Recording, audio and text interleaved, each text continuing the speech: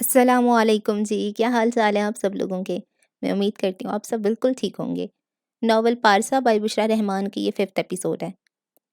पारी जब पेपर देकर बाहर निकली तो उसका दिल बहुत बोझल था। ये नहीं कि पेपर नहीं अच्छा हुआ था, आज का पेपर तो सब पेपरों से बेहतर हो गया था, मगर सुबह से उसकी तबीयत कसलमंद थी। उदास थी और मायूस थी। पिछले 4 हफ्तों से डेविड नहीं आया था। उसने खुद ही उसे मना कर दिया था कि दौरान इम्तिहान ना आए, मगर वो हर पेपर के बाद रात को उसे फ़ोन करके हालात दरियाफ्त कर लेता था। वो भी उससे लाहौर की सारी खबरें पूछ लेती थी। फिर भी वो अजीब कशमकश से गुजर रही थी। रात को सुकून के साथ सो जाती, मगर सुबह उठते एक पछतावा उसके साथ बेदार हो जाता। पछतावा क्या था उसकी समझ में बिल्कुल ना आता। कोई शय उसके दिल को मसलने लगती, कोई मलाल सा पहलू में जागता। वो बहुत हैरान होती, अपने आप से पूछती, ठीक है उसने माँ बाप की मर्जी के बगैर शादी कर ली थी, वो एक अलग मसला था, मगर ये धीमी धीमी आंच क्या है जो दिल के साथ लगी है? ये हल्का हल्का धुआं किस चीज़ का है कि नींद से बेदार होते ही उसके ख्यालात पे छा जाता है? ये तो रोज़ का मामूल था। कभी वो सोचती इम्तिहान की फ़िक्र है, कभी कहती तन्हा हो जाने का खौफ है, कभी गुमान करती कि वो इस किस्म की ज़िंदगी की आदी ना थी, रफ्ता-रफ्ता आदी हो जाएगी। मगर उस रोज़ कुछ उससे सबा था।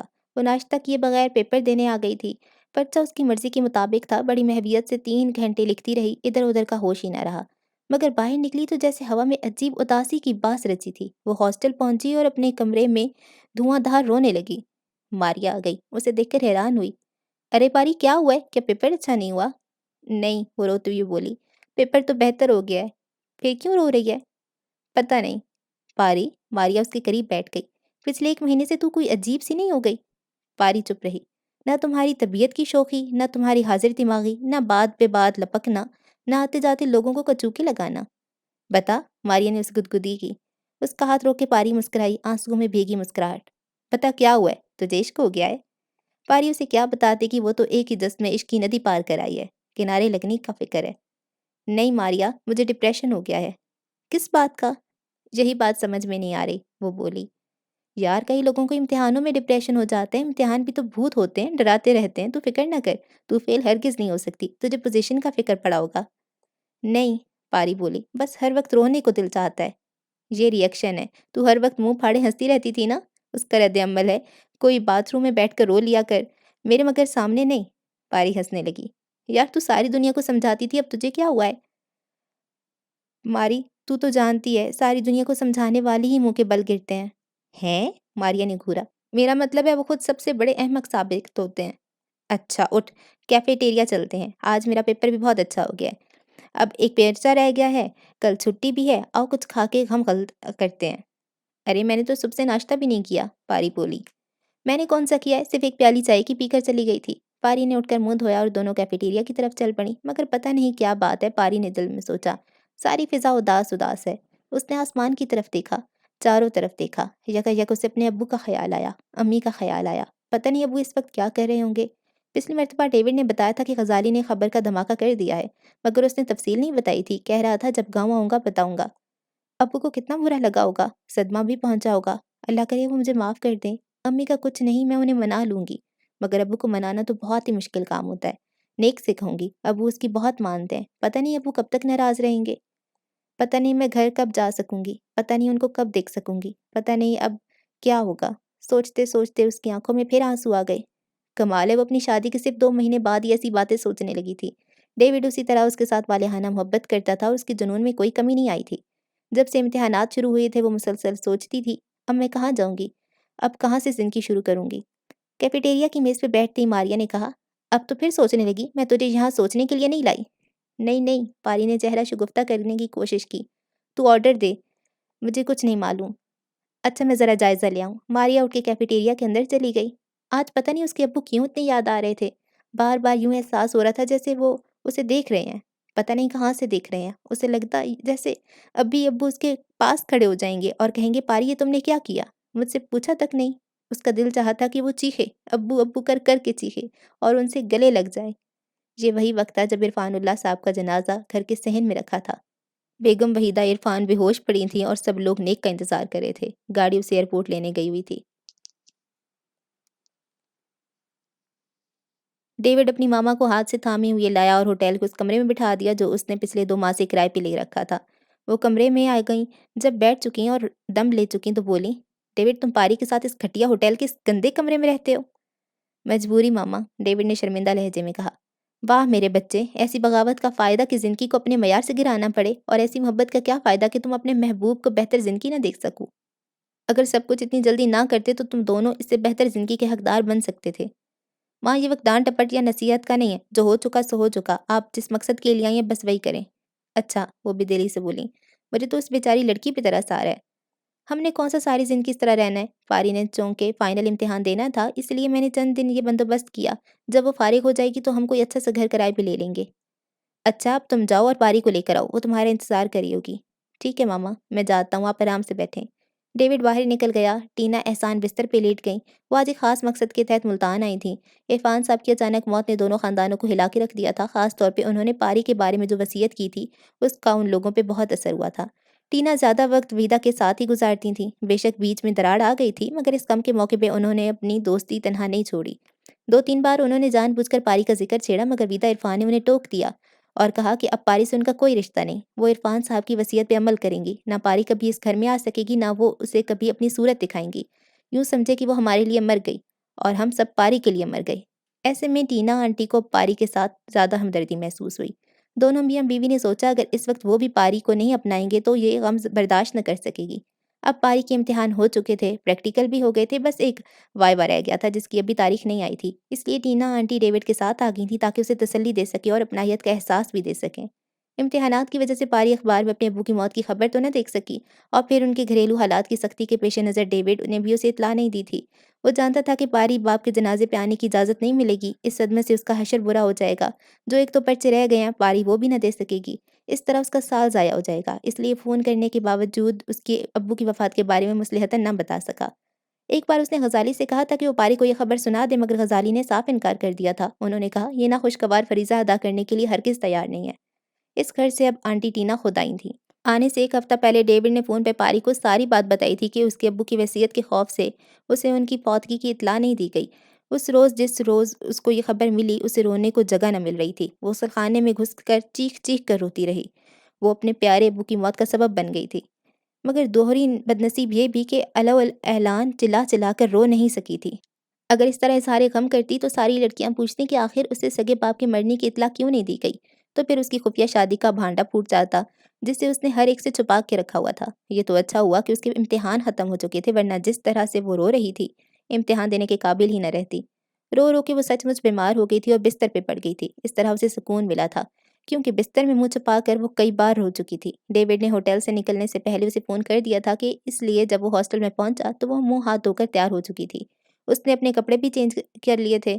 डेविड उसे लेकर होटल में आया। जो ही कमरे में आकर उसने टीना आंटी को देखा, उसके सबके सारे बंधन टूट गए और दौड़कर उनसे लिपट गई। चीख-चीख कर रोने लगी। टीना आंटी को मालूम था कि उस पे क्या गुज़र रही है, इसलिए उन्होंने उसे खूब रोने का मौका दिया, गले से लगाए रखा। जब वो रो-रो कर हलकान हो गई तो फिर उसे चमकार कर अलहदा किया। बहुत प्यार किया, सब्र की तलकीन की।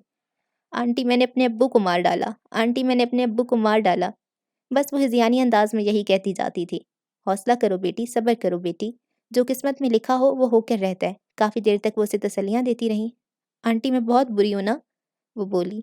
मेरी जैसी औलाद को पैदा होते ही मर जाना चाहिए, है ना आंटी? बेटी अब इन बातों का कोई फ़ायदा नहीं है। हालात हमेशा एक से नहीं रहते। उम्मीद रखो आइंदा हालात बदल जाएँगे। मगर मेरे अब्बू तो नहीं आएँगे ना? बस बेटी, वो इतना ही ज़िंदगी लिखवा कर लाए थे। तुम इस तरह ना रो, वो वहाँ बेसुकून होंगे। आंटी मैं अपनी ज़िंदगी देखकर अब्बू को बचाने की सोचा करती थी। मैंने अपनी एक खुशी के लिए अब्बू की ज़िंदगी ख़त्म कर दी। बस अब ऐसी बातें ना सोचो। जाओ गुसलखाने में जाकर मुँह धो लो। जाओ बेटी, ज़रा हौसला करो। पारी उठकर गुसलखाने में चली गई। डेविड बोला, मामा आप बैठे, मैं बाज़ार से आप दोनों के लिए खाना ले आऊँ। क्यों, इस होटल में खाना नहीं होता? इस होटल का खाना बहुत गंदा होता है। हम रहते यहाँ हैं मगर खाना बाहर से खाते हैं। तुम्हें मालूम है ना मेरी कज़न नीलम यहाँ रहती है। मैंने आते ही उसे फ़ोन कर दिया था कि मैं रात वहाँ रहूँगी। तुम दोनों मेरे साथ चलो, कहीं से खाना खा लेते हैं। फिर मुझे वहाँ ड्रॉप करके तुम दोनों होटल में आ जाना। और कार? डेविड बोला। कार तुम अपने पास रखो, इसलिए तो मैं तुम्हें कार पर लाई हूँ। यहाँ आने-जाने में आसानी रहेगी। वैसे भी मैं 1 हफ़्ता यहाँ रहकर तुम्हारे सारे मामलात दुरुस्त करके जाना चाहती हूँ। पारी मुँह धोकर गुसलखाने से बाहर निकल गई। डेविड ने जब उसे प्रोग्राम बताया तो वो चुपचाप उनके साथ चल पड़ी। चंद दिनों में उसकी ज़िंदगी बदल गई थी। वो अर्श से फर्श पे जा गिरी थी। उसके अंदर कोई शय टूट गई थी। उसका दिल चाहता सारी दुनिया से मुँह छुपाकर एक कोने में पड़ी रहे। वो उसके ऊँचे-ऊँचे आदर्श और लंबे-लंबे मंसूबे जाने कहाँ औंधे मुँह गिर गए थे। उसकी हालत शाख से गिरे हुए पत्ते की सी हो गई थी, जो दोबारा शाख पर नहीं लग सकता। मगर हवा के इशारे का मोहताज हो जाता है। टीना एहसान पूरा 1 हफ्ता मुल्तान में रहीं। अपनी कज़न की मदद से उन्होंने एक एनेक्सी तलाश की, जिसका किराया भी ज़्यादा नहीं था। ये एनेक्सी पोश इलाके में थी। 1 बेडरूम था, एक ड्राइंग डाइनिंग, एक छोटा-सा किचन और एक अटैच्ड बाथरूम था। फ़िलहाल उन्होंने थोड़ा-सा फर्नीचर किराए पे ले लिया और उनका घर सेट कर दिया। अपने सामने पारी का सारा सामान हॉस्टल से मँगवा लिया और उसे वहाँ सेटल कर दिया। उन्होंने कहा, अब हॉस्टल में या सस्ते होटल में रहने की ज़रूरत नहीं है। वहीं 2-4 लोगों से मिलकर उन्होंने डेविड के लिए नई मुलाज़मत भी तलाश कर ली, ताकि वो पारी के साथ ही रहे। वो जानती थी पारी अब लाहौर नहीं जा सकती, ना ही उसे अपने घर में रख कर अपनी बचपन की दोस्त को अज़ियत दे सकती थीं। उन्होंने डेविड से कहा कि वो उनकी कार भी रख ले, अब वो जहाज़ से लाहौर चली जाएँगी। जिस रोज़ आंटी टीना ने जाना था, पारी जल्दी-जल्दी उन्हें नाश्ता बनाकर दे रही थी और बहुत उदास नज़र आ रही थी। आंटी ने उसे पास बुला लिया और बोलीं, पारी तुम्हारी शादी इस तरह से हुई कि हम कुछ भी ना कर सके। हालाँकि मैंने डेविड की दुल्हन के लिए सब कुछ बना कर रखा हुआ था। मेरे भी अरमान थे कि धूम-धाम से शादी करूँगी और अब तुम्हारे अब्बू की वफ़ात के बाद भी तो कुछ नहीं कर सकती, ना करना मुनासिब है। उन्होंने पर्स खोला और उसमें से एक डिबिया निकाली। ये लो, ये एक सेट मैं उठा लाई थी। ये तुम मेरे सामने पहन लो। आंटी इसकी क्या ज़रूरत है? पारी ने घबरा के कहा। नहीं बेटी, मेरी खुशी की खातिर पहन लो, यूँ तुम्हारा गला नंगा मुझे अच्छा नहीं लगता, कानों में भी कुछ नहीं पहनना। उन्होंने अपने हाथ से वो सेट पारी को पहना दिया। पारी की आंखों से बेख्तियार आंसू गिरने लगे। उसके भी कुछ अरमान थे, कुछ शौक थे, मगर न जाने कैसे वो एकदम वीरान रास्ते पे आ गई। आंटी टीना ने उसकी पेशानी चूम ली, फिर पर्स में से 20,000 की एक गड्डी निकाली और उसके हाथ में थमा दी। फिलहाल ये भी तुम अपने पास रखो। नहीं आंटी, मुझे ज़रूरत नहीं है। रख लो बेटी, उन्होंने कहा, तुम्हारे लिए कुछ नहीं कर सके। अब तुम परदेस में हो, 100 किस्म की ज़रूरतें होती हैं। डेविड भी यहाँ नई मुलाज़मत जॉइन कर लेगा। तुम्हारे रिज़ल्ट आने तक और कोई जॉब मिलने तक ये काम आएँगे। वैसे मैंने साल भर के लिए घर का किराया दे दिया है, तुम फ़िक्र ना करना, जब भी ज़रूरत हो पैसे मँगवा लेना। अब मैं तुम्हारी माँ हूँ, माँ से तकल्लुफ़ नहीं करते। ये सुनते ही पारी बिलख-बिलख कर रोने लगी और फिर आंटी टीना के गले लग गई।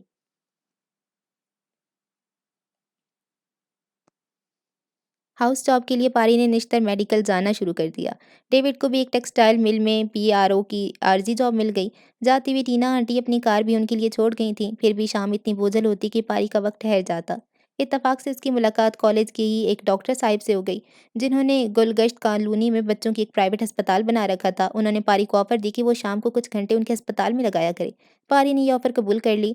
यूं भी डेविड शाम के 6 बजे ही आता। अब पारी निश्तर मेडिकल कॉलेज से 2 बजे शफीक चिल्ड्रन अस्पताल में चली जाती। 3 बजे से लेकर 6 बजे तक बच्चों को देखती रहती।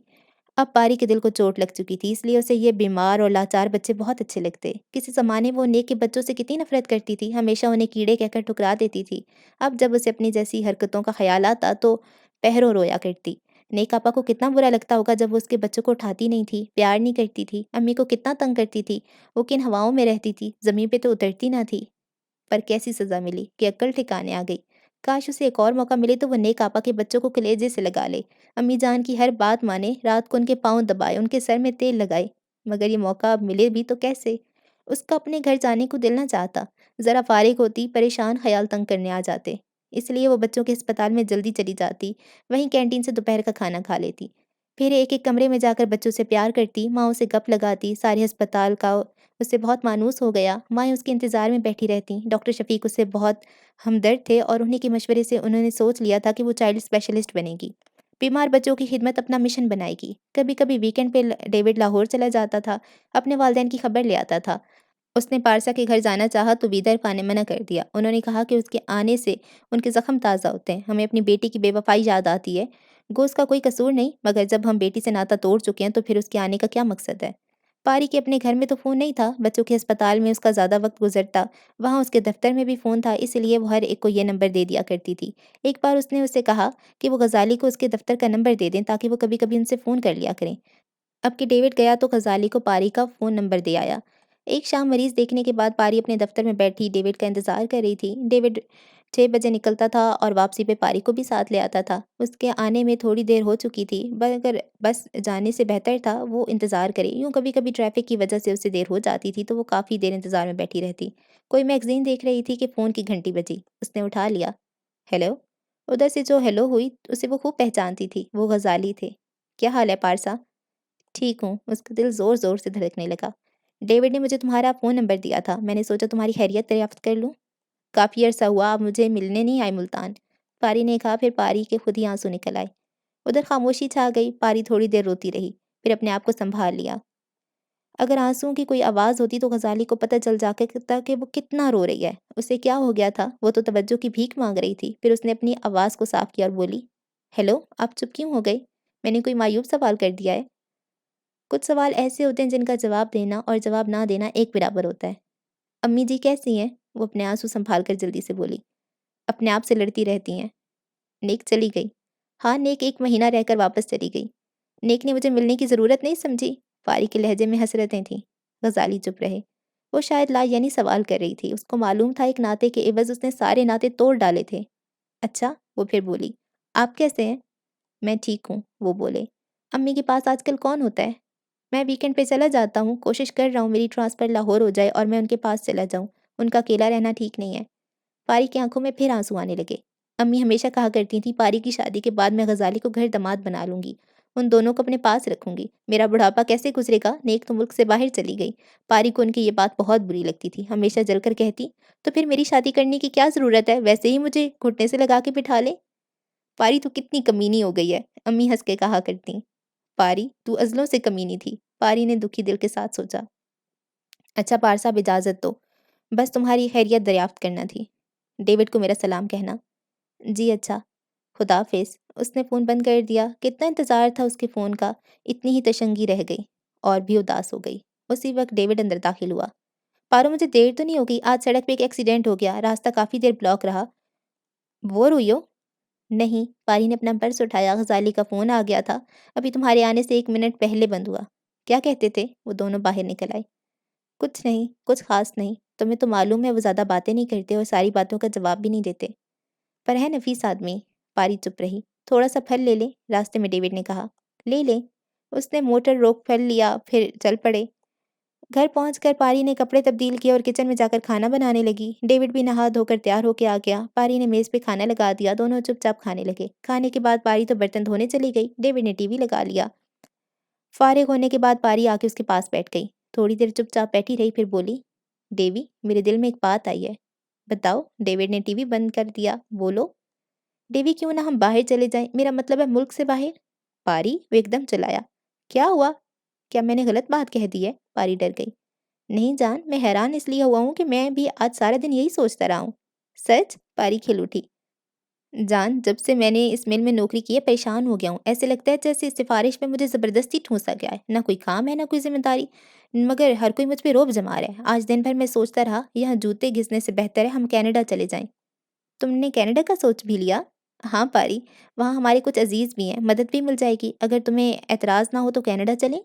मुझे क्यों एतराज़ होगा? मैं तो खुद कई दिनों से सोच रही थी कि हम यहाँ से कहीं दूर चले जाएँ। फिर वो चुप हो गई। पारी, मैं तुम्हारा दर्द समझ सकता हूँ। मैं देख रहा हूँ तुम दिन-ब-दिन बुझती जा रही हो। तुम्हारी फ़ितरत में वो शोख़ी और चंचल कहीं खो गई है। तुम पहले जैसी नहीं रही। अंकल की मौत ने तुम्हें बहुत बदल के रख दिया है। मैं भी पहले वाली खिली-खिली, शोख और हाज़िर-जवाब पारी को मिस करता हूँ। मैं तुम्हें तुम्हारे पहले वाले रूप में देखना चाहता हूँ। पारी ने सर झुका लिया। अच्छा सुनो पारी, डेवी अपनी डायरी उठा लाया और बोला, मेरी कज़न टोरंटो में रहती है। उन्हें करीब 15 साल हो गए हैं। उन्होंने वहाँ हिंदू से शादी कर रखी है। 2 साल पहले वो आई थी, उन्होंने मुझे ऑफ़र दी थी मैं टोरंटो आना चाहूँ तो वो मुझे स्पॉन्सर करेंगी। उनको ये बात याद होगी। क्यों नहीं याद होगी? कल मैंने उन्हें पीसीओ से फ़ोन करूँगा और ख़त भी लिखूँगा। स्पॉन्सर करने में तो काफ़ी वक़्त लग जाएगा। कम से कम 1 साल। मेरी जान, डेविड ने उसे बाजुओं में लेकर, 1 साल भी तो आखिर गुज़र ही जाता है, गुज़ार लेंगे हम भी। ठीक है डेविड, अब इस काम में लापरवाही ना करना। क्यों करूँगा? मेरी तो दिली ख्वाहिश है। और बेगम साहिबा, पैसा भी तो जमा करना है, यूँ ही खाली हाथ तोड़ कर नहीं चला जा सकते ना। अब तुम ये मुलाज़मत ना छोड़ना। तुम फ़िक्र ना करो, मैं भी फ़िज़ूल खर्ची नहीं करूँगी। अरे रानी, तुम तो बिल्कुल फ़िज़ूल खर्च नहीं हो। तुम प्यार में भी फ़िज़ूल खर्ची नहीं करती। मोहब्बत में किफ़ायत-शुआरी से काम लेती हो। भला और कैसे करूँगी? दोनों हँसने लगे।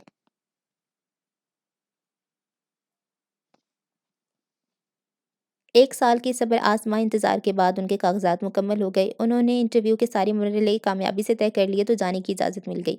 डेविड ने जाने से 1 माह पहले अपनी माँ-बाप को बताया। उसे डर था वो उन्हें रोक लेंगे। वो क्या, वो रोक नहीं सकते थे, मगर उन्होंने मुखालफ़त की। 1 हफ़्ता पहले ग़ज़ाली का फ़ोन आ गया तो उसने ये बात बता दी। वो तो पहले ही चुप हो गए, फिर बोले, पारसा, तुम दूर जाना चाहती हो? जी, पारसा ने आहिस्ता से कहा। किससे? पारी की आँखों में आँसू आने लगे। शायद अपने आप से, पता नहीं। अपना आप ही तो अपना दुश्मन होता है। वहाँ कैसे तुम्हें चैन लेने देगा? अगर बेचैन रहना ही है तो फिर वहाँ सही, सारी ज़िंदगी भागती रहोगी। पारी की समझ में नहीं आया कि अब क्या जवाब दे, चुप हो गई। फिर वो खुद ही बोले, अच्छा अगर तुमने फैसला कर लिया तो मैं तुम्हें दुआ करूँगा कि अल्लाह ताला तुम्हें खुश रखे। मुझे आपकी दुआओं पे यकीन है, पारी ने आहिस्ता से कहा। ये अजीब बात है कि जो लोग आपके जज़्बों पे यकीन नहीं रखते, वो आपकी दुआओं पे यकीन रखते हैं। अच्छा पारसा, खुदा हाफ़िज़। उन्होंने फ़ौरन खुदा हाफ़िज़ कह के फ़ोन बंद कर दिया। रिसीवर हाथ में पकड़े पारी कितनी देर तक गुमसुम बैठी रही। हिम्मत ही ना थी रिसीवर को वापस क्रैडल में रख दे। 1 साल से तैयारी कर रही थी, पाकिस्तान से निकल जाना चाहती थी। सारी तल्ख़ व शीरीं यादों को पाकिस्तान में दफ़न करके जाना चाहती थी। कनाडा जाकर नए मेनू में ज़िंदगी शुरू करना चाहती थी। फिर दौड़ना चाहती थी, भागना चाहती थी, फिर वही राज दुलारी बन जाना चाहती थी। सोचती थी सब ठीक हो जाएगा, मगर अब जब टिकट आ गई, सीटें रिज़र्व हो गईं और जाने में 1 हफ़्ता रह गया तो यूँ मालूम हो रहा था जैसे काले पानी जा रहे हों। फिर कभी लौट कर ना आएगी। ज़िंदगी का ये हर सिलसिला, हर वास्ता छूट जाएगा। सब कुछ गर्द-ओ-गुबार में दब जाएगा। पाकिस्तान में रहने से कम यादें तो साथ थीं और एक मासूम सी आस भी थी, अपने प्यारों को देख लेने की और पुरानी राहगुज़र पे जा निकलने की। पता नहीं, अब तो ये समझ ना आती थी कि आखिर उसके दिल की खुशी किस बात में है।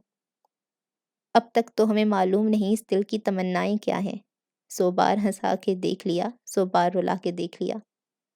उसने अपना और डेविड का सारा सामान बाँध के रख दिया था। सामान था ही कितना, 2 सूटकेस, जिनमें दोनों के रोज़मर्रा के कपड़े और ज़रूरी कागज़ात थे। बाकी छोटी-मोटी ज़रूरत की अशिया जो उसने गाहे-बगाहे ज़रूरत के तहत खरीद ली थीं, औने-पौने बेच दी थीं।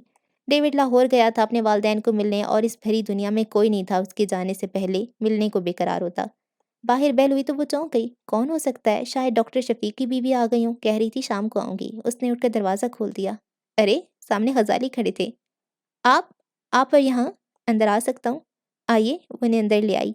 अंदर सिर्फ़ एक बेड पड़ा था, बाकी सारा फ़र्नीचर उन्होंने बेच दिया था। माफ़ कीजिए, बैठने की कोई मुनासिब जगह नहीं। कहते हैं ना कि आज ही घर में बोरिया ना हुआ। घबराओ नहीं, मैं थोड़ी देर बैठूँगा। ग़ज़ाली उसके बिस्तर पे बैठ गए, वो भी दूसरे किनारे पे बैठ गई। कल डेविड मिला था, उसने अपने जाने की तारीख बताई। मैंने उससे तुम्हारा पता ले लिया, सोचा तुम्हें मिल आऊँ। पारी को कितनी खुशी हो रही थी ग़ज़ाली को सामने देखकर। उन्होंने जेब से एक लिफ़ाफ़ा निकाला और साथ अपना कार्ड भी निकाला। ये मेरे दफ़्तर का नंबर और पता है, जब कभी मेरी ज़रूरत महसूस करो तकल्लुफ़ ना करना, मुझे ये हक़ देना। पारी ने लरज़ते हाथों से कार्ड पकड़ लिया और ये भी ले लो। क्या है? पकड़ लो। पारी ने लिफ़ाफ़ा पकड़कर खोल के देखा, उसमें डॉलर्स थे। पारसा, ये $1000 हैं। आजकल के ज़माने में $1000 की कोई वक़्त नहीं होती। मैं तुम्हें ये अमानत के तौर पे दे रहा हूँ। मेरी अमानत समझ के अपने पास रख लो। जब कभी तुम पे कड़ा वक़्त आए, कोई चारा न रहे तो इनमें से पैसे खर्च कर लेना। फिर तुम्हारे पास पैसे आ जाएँ तो गिन के वापस इसमें रख देना। पारी उस बात की गहराई तक पहुँच सकती थी, रोने लग गई। उसका कुछ हौसला नहीं हुआ। पता नहीं अब हम कब मिलेंगे और किस आलम में मिलेंगे, मगर मैं चाहूँगा कि आइंदा जब मिलें, तुम मेरे ये पैसे मुझे लौटा दो। आंसू भरी आँखों को चपक के पारी ने गलोगीर आवाज़ में कहा। जी अच्छा। पारी ने इनकार नहीं किया, तकल्लुफ़ नहीं किया, कोई बोझिल फ़िक्रा नहीं कहा, बस रोती रही, ये सोच कर कि इस दुनिया में कोई तो है जिसको उसकी परवाह है, जो उसके लिए सोचता है, जो उसे आने वाले वक़्तों के लिए तैयार कर रहा है। उसने लिफ़ाफ़ा दोनों हाथों में दबा लिया। आप अम्मी का ख़्याल रखिएगा। ज़रूर रखूँगा, मैं उनके पास आ गया हूँ, वहीं रहता हूँ। उन्होंने मुझे तुम्हारा कमरा दे दिया है। वो सोगवारी से हँसा। मैंने उस कमरे को वैसे ही रहने दिया है, हता कि चारों तरफ तुम्हारी सब तस्वीरें लगी हुई हैं। ऐसे लगता है जैसे अभी तुम इस कमरे में आ गई हो।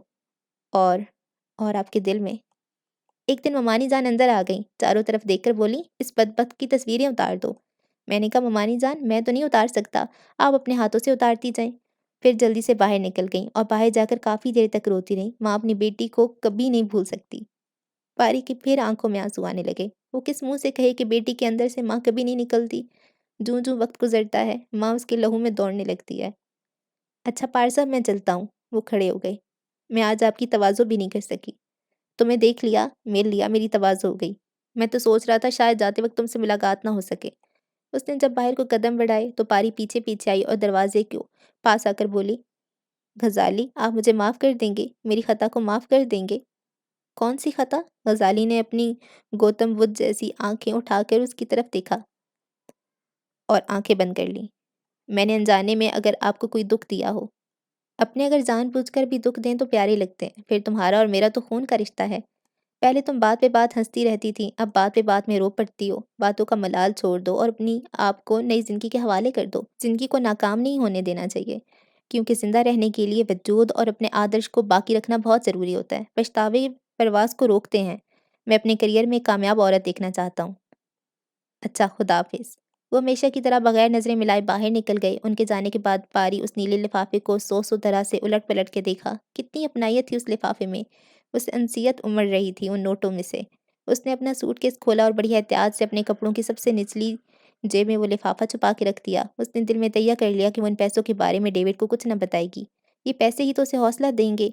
ये पैसे ही तो उसकी पुश्तपनाही किया करेंगे। ये मैकी की खुशबू में बसा नीला लिफ़ाफ़ा हमेशा उस पे नज़र रखेगा, मुल्तफ़त बना खड़ा होगा।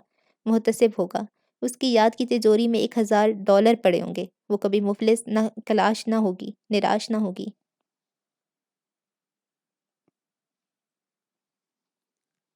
आखिर वो दिन आ गया जब उसने अपनी सरज़मीन से जुदा होना था, दूर जाना था। पता नहीं ये ज़िंदगी का कौन-सा मोड़ था, किस वादे को निभाने के लिए वो अपने वतन से, अपनी माँ से, अपने नातों से दूर जा रही थी। क्या सोच कर जा रही थी, क्या करने जा रही थी, क्या ज़िंदगी का मकसद खोजने जा रही थी, या अनजाने देश की गलियों में अपने आप को गुम करने जा रही थी। जो कुछ खो बैठी थी, उसे ढूँढने जा रही थी, या जो पा लिया था उसकी हिफाज़त करने जा रही थी। उसे कुछ मालूम नहीं था। ये मकसद, ये फ़रार, मगर वो खुश थी। दिन-रात की अज़ियतों से छुटकारा मिलेगा। ना ये मुल्क होगा, ना अपनी ज़मीर के कचूके सुनेगी। बड़े समंदर में अपनी शनाख्त गुम कर देगी और नए सिरे से ज़िंदगी को अपना हमराज़ बनाएगी। इस मर्तबा डेविड ज़रूरी सामान और कार लाहौर छोड़ आया था, इसलिए उन्हें एयरपोर्ट किराए की टैक्सी पे जाना पड़ा। अपने सफ़र का मुख्तसर सा सामान टैक्सी में रख के उसने किराए के मकान पर एक उचटती सी निगाह डाली। कोई खुदाफ़िज़ कहने वाला नहीं था। शुक्र है, वरना ऐसे में मोहब्बत करने वाले के चेहरे दिल पे खटास ही डाल देते हैं, जो बस आँसुओं से ही छूट सकती है। टैक्सी मुल्तान एयरपोर्ट की तरफ जा रही थी और वो बाहर सड़कों और बाज़ारों को देख रही थी।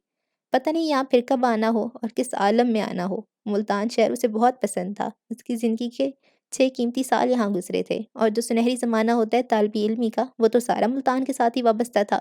एफएससी करते यहाँ आ गई थी। अब्बू के साथ मिलके वो हमेशा प्लान बनाया करती थी। उसको बड़ी-बड़ी बातें करने का शौक था। कहती थी, "अब्बू जी, मैं अपना एक प्राइवेट अस्पताल बनाऊँगी, जिसकी दुनिया में बड़ी धूम होगी, जिसमें गरीबों का इलाज मुफ़्त होगा। मुझे मेरी जायदाद का हिस्सा दे देना। मुझे ज़ेवर कपड़े की ज़रूरत नहीं है। मैं इंसानियत की खिदमत करने के लिए पैदा की गई हूँ।" अब्बू हँसा करते। अम्मी डाँटा करतीं, हमेशा कहतीं, "तू तो अज़लों की कामचोर है। एक गिलास पानी का भर के पी नहीं सकती खुद से। खानसामा ना होता तो बावर्ची खाने में नहीं घुसती। आज तक माँ-बाप को कुछ पका के खिलाया है? आई बड़ी कौम की खिदमत करने वाली।" "माँ, माँ, बावर्ची खाने को मेरे मिशन के बीच मत लाओ।" वो चिल्ला उठती। दुनिया में अरबों-खरबों औरतें सिर्फ़ बावर्ची खाने का काम करने और बच्चे पैदा करने के लिए भेजी गई हैं। काम तो वो है जो आम औरत नहीं कर सकती, जिसे ख़ास-ख़ास औरतें करती हैं। "जा, जा," अम्मी कहतीं। "जो घर का काम खूबसूरती से नहीं कर सकती, वो दुनिया का कोई काम बेहतर तरीके से नहीं कर सकती। माँ, एक वक़्त आएगा तुम मुझ पे फ़ख्र करोगी, मेरा नाम ले-लेकर जियोगी और बाप उसका नाम सुनकर मर जाएगा।" जैसे उसका दिल में काँटा सा चुभ गया। उसे क्या मालूम था वो ऐसा कदम उठाएगी कि उसकी माँ कभी उसका नाम ही न ले पाएगी। पारी की आँखों के मुंडेरें भीगने सी लगीं।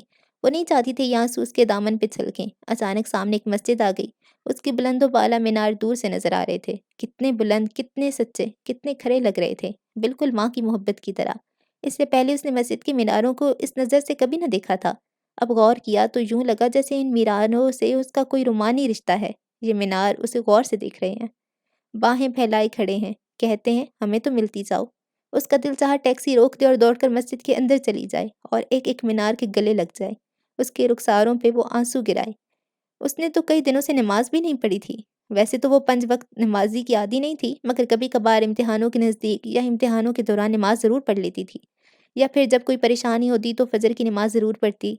मगर उसने इन इम्तिहानों के दौरान और सारी ज़हनी परेशानियों के दौरान कोई नमाज़ नहीं पढ़ी थी। फिर भी मेडिकल में उसकी फर्स्ट पोज़ीशन आ गई थी, उसने टॉप किया था। उसने शुक्राने के तौर पे भी नफ़ल नहीं पढ़े थे। डेविड ने उसे नमाज़ पढ़ने से मना नहीं किया था। शादी के बाद उन्होंने तय कर लिया था कि दोनों अपने-अपने मज़हब पे रहेंगे। डेविड उसे अपने मज़हबी त्यौहार मनाने से मना नहीं करेगा और वो उसके चर्च जाने पे एतराज़ नहीं करेगी। फिर भी न जाने क्यों, उतने दिनों तक वो अपने अल्लाह को नहीं पुकार सकी थी। खिड़की की तरफ मुँह करके वो काफ़ी रो चुकी थी। एयरपोर्ट से पहले उसने टिश्यू पेपर से अपना चेहरा साफ कर लिया। डेविड जानता था वो इस वक़्त जज़्बात की पुलिस रात से गुज़र रही है, इसलिए उसने खामोशी इख्तियार किए रखी। जहाज़ ने 2 घंटे के लिए कराची रुकना था और वहाँ से सीधा टोरंटो के लिए रवाना हो जाना था। कराची पहुँच के रात के 12 बजे ये फ़्लाइट रवाना हुई। बेल्टें खोलने के बाद डेविड और पारी ने अपने आप को रिलैक्स किया। दोनों अपनी-अपनी सीटों पर बैठे आइंदा के मंसूबे बना रहे थे। पारी को भी महसूस हो रहा था वो ज़हनी तौर पे बेहतर महसूस कर रही है। वो बातों के दौरान मुस्कुराती भी रही। एक अरसा बाद उसने अपने इर्द-गिर्द के माहौल पे तबसरा किया, आइंदा के लाए अमल बनाया और फिर आँखों पे काली पट्टी बाँध के गहरी नींद सो गई। ऐसे जैसे सारी फ़िक्रों और अंदेशों को उसने फ़िज़ा में तहलील कर दिया है।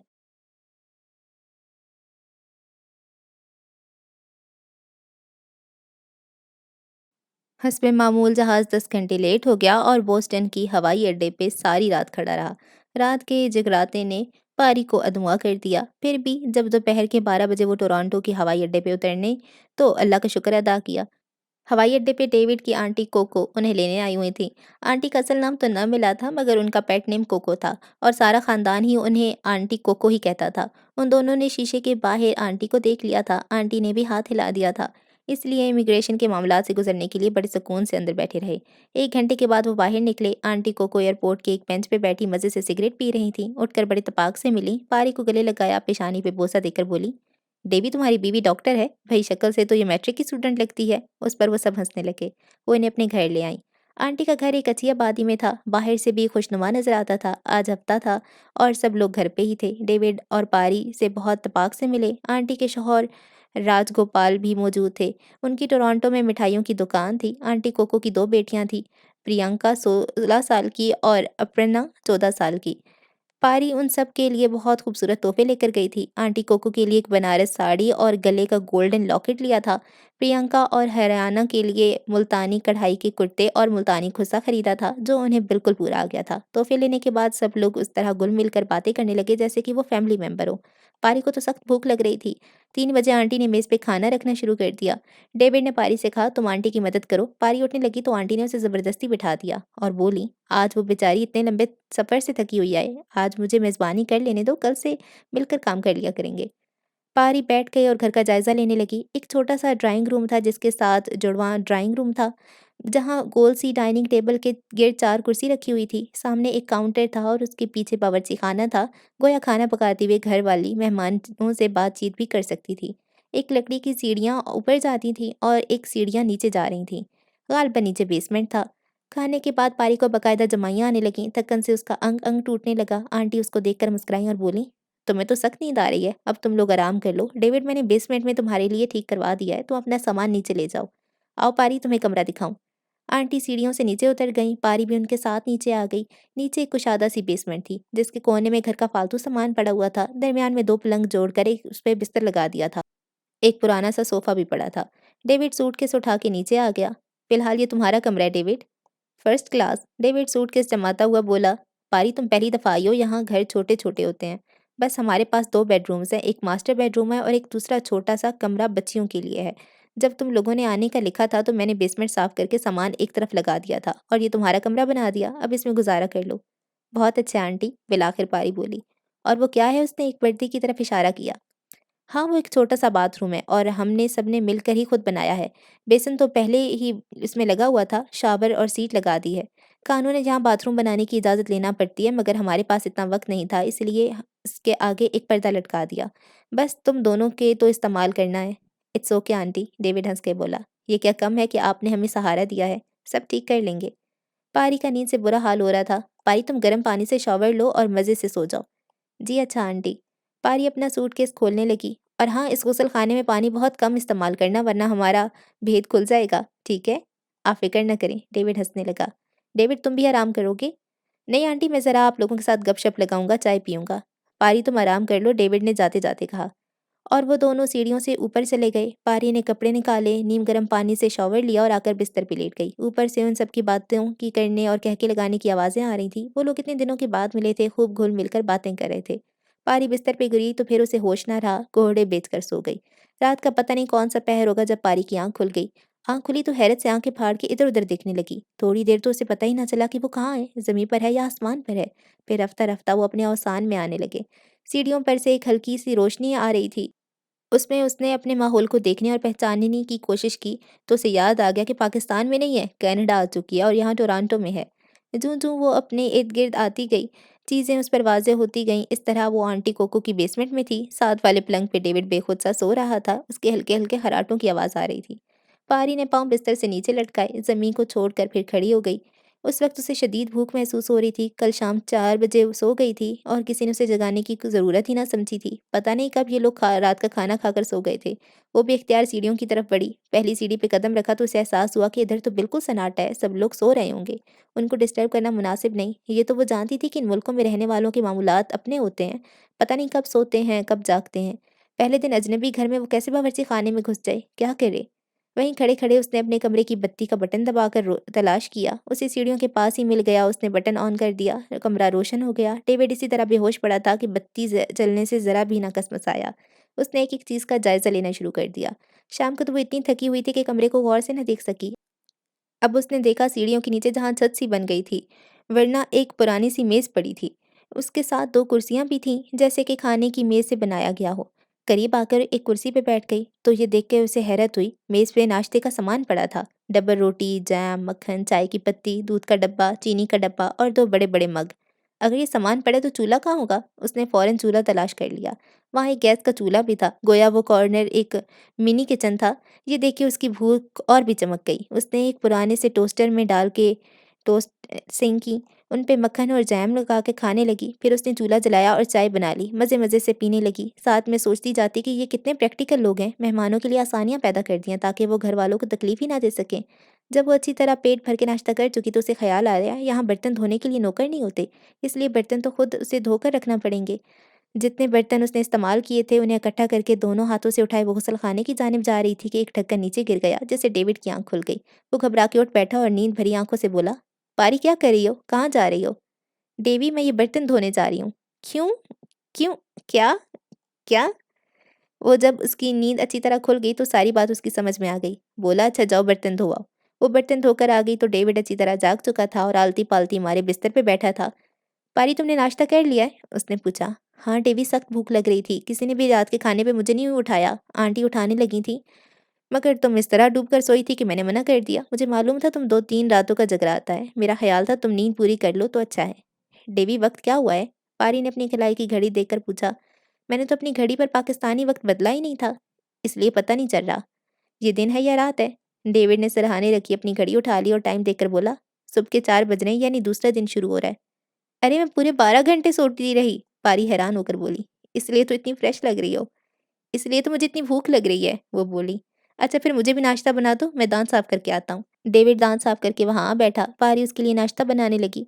"पारी, तुम तो इतनी मशाकी से नाश्ता बना रही हो जैसे तुम हमेशा से यहाँ रहती हो। इसमें मुश्किल क्या है? सारा सामान तो उन्होंने रख दिया था।" आंटी को कह रही थीं कि इस तरह से आराम हो जाएगा, जब हम चाहें नाश्ता बना लिया करेंगे और अपनी मर्ज़ी से कर लिया करेंगे। तुम्हें मालूम है ना, आंटी कोको और अंकल रात सुबह 8 बजे काम पे निकल जाते हैं। प्रियंका और अपर्णा की बस सुबह 7 बजे आ जाती है। हमें तो एडजस्ट करने में कुछ दिन लग जाएँगे। नहीं, मुझे तो ये बंदोबस्त बहुत ही अच्छा लगा। हम क्यों उन्हें तकलीफ़ देंगे? मैं वरना तुम्हें नाश्ता बना दिया करूँगी। डेविड नाश्ता करके गरम-गरम चाय पीने लगा। पारी ने भी दूसरा कप चाय का बना लिया। उनके नाश्ता करने के दौरान ही फूँक उठने लगी। आहिस्ता-आहिस्ता खिड़कियों में बाहर की रोशनी अंदर आने लगी। पारी ने बर्तन धोकर दोबारा से लगा दिए। डेविड अपने बिस्तर पे चला गया। पारी ने बत्ती बुझा दी, वो भी जाकर बिस्तर पे बैठ गई। डेविड बोला, "पारी, आज इतवार है। इतवार को ये लोग बहुत देर से उठते हैं क्योंकि कल रात भर जागते रहे हैं। इन्होंने मुझे बता दिया था।" "हाँ, मैं समझ गई हूँ," पारी ने कहा। "पारो, अब हमारी ज़िंदगी का एक नया दौर शुरू होगा, जो इंतहाई मुश्किल होगा," डेविड बोला। "मुझे यहाँ ला के अब डरा रहे हो?" पारी बोली। "नहीं जान, डरा नहीं रहा, बस ज़हनी तौर पे तैयार कर रहा हूँ। सबसे पहले मुझे नौकरी तलाश करना होगी। जैसे-तैसे मिल गई, पकड़ लूँगा और तुम इतनी देर आंटी का हाथ बटा दिया करना, उनके साथ घर का काम करवा दिया करना ताकि उन्हें तुम्हारे आने से सहूलत हो जाए। कुछ मालूम नहीं हमें कब तक उनके घर पे रहना पड़े। फिर हर जगह अपने घर जैसी सहूलत भी तो नहीं होती। मैं जानता हूँ तुम नाज़ो-नाम में पली हो। तुम्हारे घर में नौकर-चाकर थे, आराम-ओ-आसाइश थे, मगर अब कोई बात नहीं देवी," पारी कुव्वत-ए-इरादी से बोली। "हम तो अपनी कश्तियाँ जला के आए हैं, रहना तो यहीं है ना?" "हाँ, इब्तिदा में बहुत मेहनत करना पड़ेगी और मैं भी तो इम्तिहान देना चाहती हूँ।" "अभी नहीं, जब मेरी कोई मुलाज़मत पक्की हो जाए, हम अपना अलहदा घर बना लें, तब तुम इम्तिहान पास कर लेना, तब तक तो तुम्हें बहुत अच्छी मुलाज़मत मिल जाएगी।" "हाँ डेवी, मुलाज़मत तो मैं ज़रूर करूँगी, वरना मेरी पढ़ाई ज़ाया चली जाएगी। आओ सो जाएँ।" डेविड ने उसके गिर्द अपने बाजू लपेटा और अच्छे सपने देखें, इंशाअल्लाह अच्छे दिन ज़रूर आएँगे। पारी अपने पलंग पे लेट गई फिर बोली, "देखो डेविड, मेरे मैट्रेस पे गड़े हैं, मेरा ख़्याल है ये आंटी के बहुत पुराने पलंग है।" डेविड हाथ से अपने मैट्रेस की सतह को छुआ फिर बोला, "तुम मेरे वाले पे आ जाओ, इसका मैट्रेस कुछ बेहतर है। शुक्र है उन्होंने हमें अपने घर में रहने दे दिया है, बस यही काफ़ी है।" मैं गिला तो नहीं कर रही हूँ, पारी बोली। वैसे ही कह रही थी कि ये फर्नीचर काफ़ी पुराना लगता है। पारी, डेविड भी लेट गया। असल में अब हमारी ज़िंदगी और हमारी मोहब्बत का इम्तिहान शुरू होगा। पारी, तुम घबरा तो नहीं जाओगी? मेरा साथ तो नहीं छोड़ोगी? नहीं डेवी, पारी ने कहा, जब तुम्हारे साथ यहाँ तक आ गई हूँ, मुश्किलों को सह लूँगी, हालात का मुकाबला करूँगी।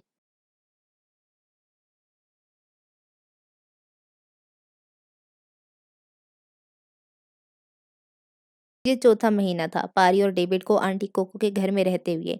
पारी ने घर के बाहर झाँक कर नहीं देखा था। कैसे देखती, उस पे तो गोया ज़िम्मेदारियों का पहाड़ हो गया था। पहले दिन डेविड ने आंटी से कह दिया था कि पारी उनका हाथ बटा दिया करेगी, तो आंटी ने उसे सिखाने काम शुरू कर दिए। अंकल राज की मिठाइयों की दुकान थी, जिसकी सारी मिठाइयाँ आंटी घर पे बनाती थीं, और बेसमेंट में जो चूल्हा लगाया गया था, वो मिठाइयों बनाने के लिए था। अब वो कमरा तो उसने डेविड और पारी को दे दिया था। उसके साथ सही मिठाइयाँ बनाने की जिम्मेदारी भी पारी को दे दी थी। शुरू-शुरू में जब आंटी ने कहा कि आओ मैं तुम्हें गुलाब जामुन, रसगुल्ले, जलेबियाँ और ये बनाने सिखाऊँ, तो पारी ने बड़े ज़ौक़-ओ-शौक़ का मुज़ाहिरा किया, बहुत तवज्जो से सीखती और बहुत सी चीज़ें बनाती। उसकी बनाई हुई चीज़ें आंटी सारे घरवालों को चखाती और उसे दाद देतीं। इतवार के दिन लोग ब्रंच करते थे, इसलिए पारी को सुबह से लेकर शाम तक पूरियाँ बनानी पड़ती थीं। शुरू-शुरू में ये काम बहुत दिलचस्प लगा, फिर वो थक गई, मगर थकावट और बेज़ारी का इज़हार नहीं कर सकती थी। पहले-पहले आंटी खुद उसके साथ बैठ के मदद करती थीं। जब वो एक्सपर्ट हो गई, तो आंटी सारा सौदा उसके पास रख के चली जातीं। हर रात वो मिठाई बनाना पड़ती, जिसका स्टॉक ख़त्म हो जाता। बाज़ औक़ात ऑर्डर आ जाता, तो उसे सारी कसीर तादाद में बनानी पड़ती। यही नहीं, रफ़्ता-रफ़्ता आंटी ने सारे घर का बोझ उस पे डाल दिया। हर वक़्त उसे कह जाती कि फ़लाँ सब्ज़ी पका के रख देना, बर्तन धो के रख देना, घर की सफ़ाई कर देना। बाज़ औक़ात तो यूँ भी होता कि सारे घरवाले खाने की मेज़ पर बैठ जाते और पारी उनके लिए फुलके उतार कर उन्हें यूँ खाना खिलाने लग जाती जैसे वो उनके घर की पुरानी मामा हो। सब लोग खाना खा के उठ जाते, उसे किचन में बर्तन भी साफ़ करना पड़ते। उसके बाद पारी को लॉन्ड्री पे कपड़े धोना होते, फिर सारे घर के कपड़े इस्त्री करना होते। हफ़्ता कैसे गुज़रता, कहाँ गुज़रता, उसे होश ही ना रहता। उस पे आंटी की बेटियाँ इस कदर बिगड़ी हुई थीं कि बार-बार उसे चाय बनवाती और अपने काम करवाया करतीं। डेविड 1 हफ्ता तक अंकल के साथ उसकी दुकान पे जाता रहा, फिर उसे सिक्योरिटी गार्ड की नौकरी मिल गई। अंकल ने बताया था यहाँ आसानी से सिर्फ सिक्योरिटी गार्ड की नौकरी ही मिल सकती है। उसमें तनख्वाह बहुत कम होती है, मगर जब तक कोई अच्छी नौकरी नहीं मिलती, इसी से काम चला ले। दिन के वक्त डेविड अंकल की दुकान पे उनका हाथ बटाता और वहाँ से 2 बजे बस पकड़ के ड्यूटी पे चला जाता। 2 बजे से लेकर रात 10 बजे तक उसकी ड्यूटी थी। इतवार के रोज़ वो घर के बहुत से काम करने होते थे। आंटी के साथ जाके ग्रोसरी लाता, फिर आकर उनमें मशीनें चलाता, पौधों को पानी देता, फारिग होकर रात को प्रियंका और प्रणा को होमवर्क करवाता था। थक के आता, बिस्तर पे गिरते ही सो जाता। ये ज़िंदगी इतनी मुश्किल होगी, पारी के सानों गुमान में भी नहीं था। सुबह होती और मुलाज़मों की तरह काम में जुट जाती। उसका वज़न कम हो गया था, उसके खूबसूरत हाथों पे जलने के दाग उभर आए थे। 24 घंटे चूल्हे के आगे बैठने से उसका रंग कमला गया था। शुरू में जब उसको प्रैक्टिस नहीं थी, तो अक्सर कढ़ाई का गरम घी उसके हाथों पे गिर जाता था। अपने हाथ के छाले देख के वो अक्सर रोया करती। उसकी ज़िंदगी उस कैदी की मानद हो गई थी कि बेकार वाले पकड़ लेते और दिन-रात उस पे मशक्कत करवाते। मगर वो दोनों तो सिर्फ़ 2 वक़्त की रोटी के कैदी थे। एक मामूली सी रिहाइशगाह थी। बेसमेंट में सारा दिन चूल्हा जलता था और मिठाइयाँ बनाई जाती थीं।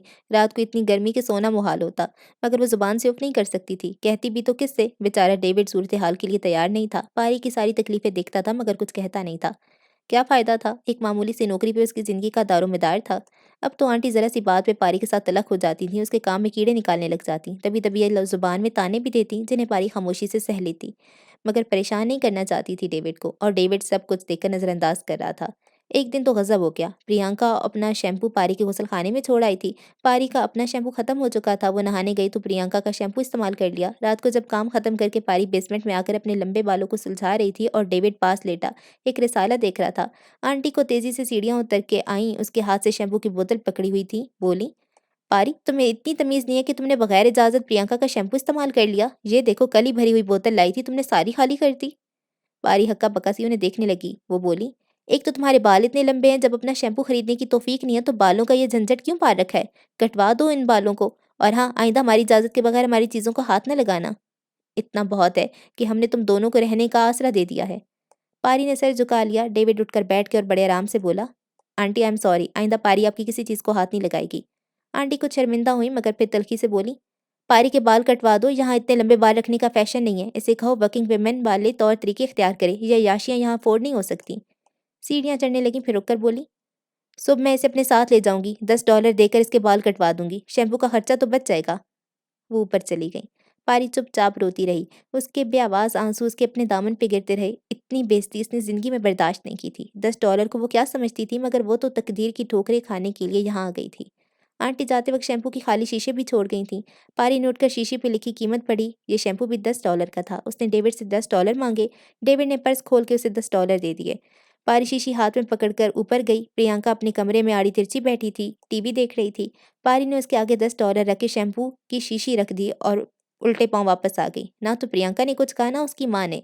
कमरे में वापस आकर पारी ने चुप बैठे हुए डेविड से कहा, "डेविड, मैं बाल हरगिज़ नहीं कटवाऊँगी। अगर तुमने या तुम्हारी आंटी ने मुझे मजबूर किया तो मैं यहाँ से चली जाऊँगी।"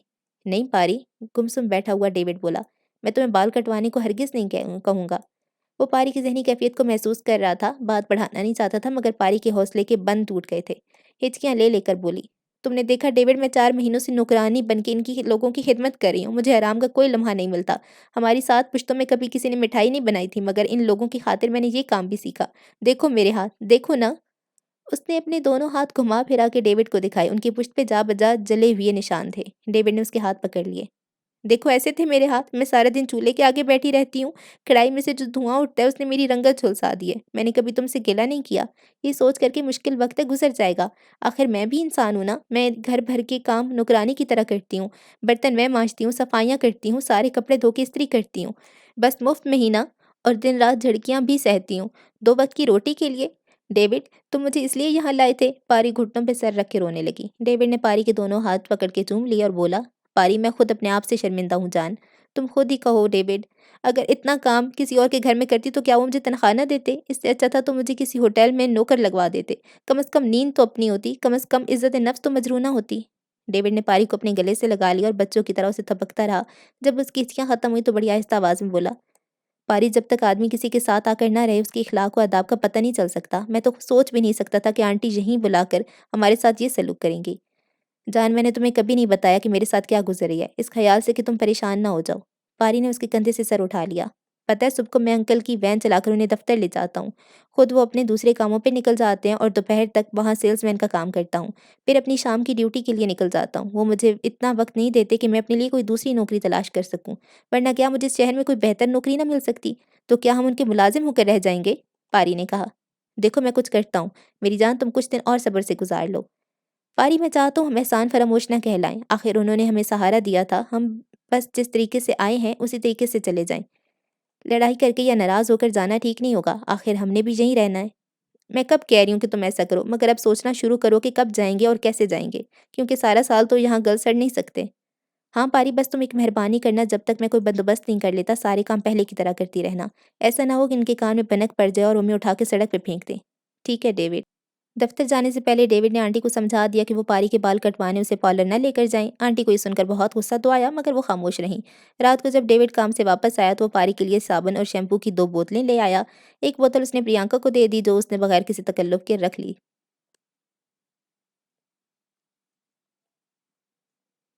6 माह गुजर गए, सर्दियाँ शुरू हो गईं, पारी के हौसले जवाब देने लगे। उसके काम का बोझ नहीं कम हुआ, बल्कि मौसम बदलते ही आंटी ने घर में बहुत सी दावतें और पार्टियां करना शुरू कर दी।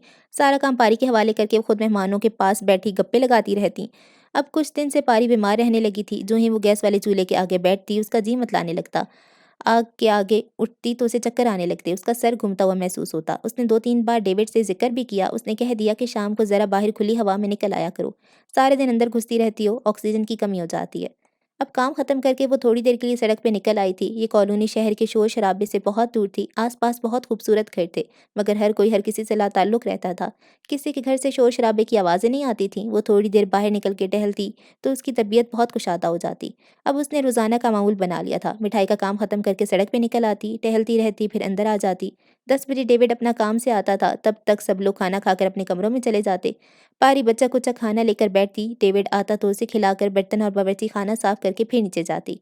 अगले हफ्ते लॉन्ग वीकेंड आ रहा था। आंटी ने एक ग्रैंड गाला डिनर का एहतमाम कर डाला। उनको मुफ्त की नौकरानी हाथ आई हुई थी, इसलिए वो ज़्यादा से ज़्यादा मेहमानों को बुला रही थी। दावत के रोज़ पारी को सुबह से बहुत चक्कर आ रहे थे। उसने एक गोली भी खाई, मगर उसकी तबीयत नीचे ही जा रही थी। इतने में मेहमान आना शुरू हो गए। यूँ वो पारी को कह दिया करती थीं कि वो अच्छे-अच्छे कपड़े पहन के मेहमानों के सामने आया करे। बहरहाल सर्विस का सारा काम पारी को ही करना पड़ता था। पारी अपना सफ़ेद कढ़ाई वाला सूट पहनकर मेहमानों को मशरूबात तक़सीम कर रही थी और सारी औरतें उसके सूट की कशीदाकारी की तारीफ़ कर रही थीं। मेहमानों में सिख, मुस्लिम, ईसाई, बुद्ध मत मज़हब के लोग थे। एक मेहमान जोड़ा नया था, मिस्टर एंड मिसेज़ फ़ारूक। ये लोग हाल ही में पाकिस्तान से आए थे और उनसे नई दोस्ती हुई थी। सब औरतें उनसे पाकिस्तान के हालात दरियाफ़्त करने लगे। इतने में पारी कोक का ट्रे उठाए अंदर आई। "ये कौन है कोको?" मिसेज़ फ़ारूक ने पूछा। "अरे मैंने तुम्हें तारुफ़ नहीं करवाया, भई ये मेरी बहू है।" "बहू? हाँ, हैरान क्यों होती हो? मेरी एक भांजे की बीवी है, हाल ही में पाकिस्तान से आए हैं।" "अच्छा, अच्छा, ये भी पाकिस्तानी है। वो देखो, वो बेटा है मेरा भांजा डेविड।" पारी डेविड की बीवी है। "पाकिस्तान में कहाँ रहते थे तुम लोग?" मिसेज़ फ़ारूक ने बरह रास्त पूछा। "लाहौर में, लाहौर कैंटोनमेंट में।" "अच्छा, अच्छा, लाहौर की शक्लें अलग से जानी-पहचानी लगती हैं। बड़ी प्यारी लड़की है। क्या नाम है तुम्हारा?" "पारसा।" पारी को ऐसे लगा जैसे उसने ये नाम पहली बार लिया हो। "पारसा?" वो बोली। "कितना अजीब नाम है, क्रिश्चियन तो ऐसे नाम नहीं रखते।" "अरे ये तो मुस्लिम है," आंटी ने बड़ी रऊनत से कहा। "हाँ, है तो मुस्लिम फैमिली में से, मगर मेरे भांजे से लव मैरिज की है।" "अच्छा?" मिसेज़ फ़ारूक ने गहरी नज़र से पारी को देखा। पारी ने बाहर निकल जाने में ही आफ़ियत जानी, मगर छोटे-छोटे घरों में इतनी दूर कोई नहीं जा सकता कि आवाज़ ना आए। मिसेज़ फ़ारूक बोली, "अच्छे मुस्लिम घरानों की लड़कियाँ कभी दूसरे मज़हब में शादी नहीं करतीं। ये ज़रूर किसी लो फैमिली में से होगी। शक्ल से ही लग रही है घर से भागी हुई है।" पारी को इतने ज़ोर से चक्कर आया कि ट्रे उसके हाथ से गिर गया, वो भी ज़मीन पे फिसल गई। आंटी दौड़ी आईं, उनकी सहेलियाँ भी आ गईं। डेविड पहले भाग के अंदर आया। पारी बेहोश हो गई थी। डेविड उसे बाजुओं में उठा के बेसमेंट में ले गया। उसे मालूम था पारी कल रात से काम कर रही थी, थक गई होगी। उसने बिस्तर पे लटा के उसके पास खामोश बैठ गया। वो क्या कर सकता था? ऊपर डिनर का शोर था, मौसीकी का हंगामा था, हर कोई अपने ख़याल में मगन था। शायद खाना शुरू हो रहा हो। अच्छा हुआ कि पारी बेहोश हो गई, वरना ये सारी नौकरी उसे देना पड़ती। वो उदास सा अपनी बीवी के पास बैठा रहा। इतने में उसे सीढ़ियों पे चाप सुनाई दी। अंकल राज नीचे आ रहे थे, उनके साथ एक आदमी भी था। "भई डेविड, मुझे कोको ने अभी बताया कि पारी बेहोश हो गई है। ये राजेश मल्होत्रा हैं, मेरे दोस्त, ये डॉक्टर हैं। मैंने सोचा जाने से पहले पारी को दिखा दूँ, क्या होश में आ गई है?" "नहीं अंकल, कोई बात नहीं।" डॉक्टर राजेश ने कहा, "मैं अभी देख लेता हूँ।" उसके करीब आके नब्ज़ देखी, पपोटे खोल कर देखे, हाथ-पाँव को हिलाया-जलाया। इतनी देर में पारी को होश आ गया, उसने आँखें खोल दी और उठकर बैठ गई। "मुझे क्या हुआ था?" "कुछ नहीं हुआ था, तुम बस बेहोश हो गई थीं," डॉक्टर राजेश ने कहा। "ठहरो, मैं तुम्हें अच्छी तरह देख लूँ।" डॉक्टर ने फिर उसकी नब्ज़ देखी, खड़े हो गए। बोले, "मेरा ख़्याल है ये प्रेग्नेंट है। हमल में ऐसी कमज़ोरियाँ हो जाती हैं। फ़िक्र की बात नहीं है, इन्हें आराम करना चाहिए और जल्दी अपने किसी लेडी डॉक्टर भी दिखा लें।" अंकल राज और डॉक्टर राजेश वापस चले गए। डेविड हैरान सी पारी को सूरत देखकर मुस्कुराने लगा। "तुमने मेरी जान निकाल ली थी। अच्छा अब तुम शोर ना मचाना जब तक मैं लेडी डॉक्टर से तस्दीक ना करा लूँ।" सुबह इतवार थी, सब लोग देर से तो उठे। डेविड ने पारी से कह दिया था अब वो आराम करे और ज़्यादा काम न करे। शाम को आंटी कोको बेसमेंट में आ गई। पारी लेटी थी और डेविड उसके पास बैठा था। आती बोली, "डेवी, ये क्या हमाकत की है तुमने?" "कौन सी आंटी?" "यही कि तुमने पारी को प्रेग्नेंट कर दिया है।" डेविड शर्मिंदा सा चुप हो गया। "बेवकूफ़, ये कोई बच्चा पैदा करने के दिन है। अभी तुम्हें कोई ढंग का जॉब नहीं मिल सका, ना कोई घर है, ना खाने को है। पता है बच्चे की पैदाइश पे कितना खर्चा आता है? सुनोगे तो होश उड़ जाएँगे।"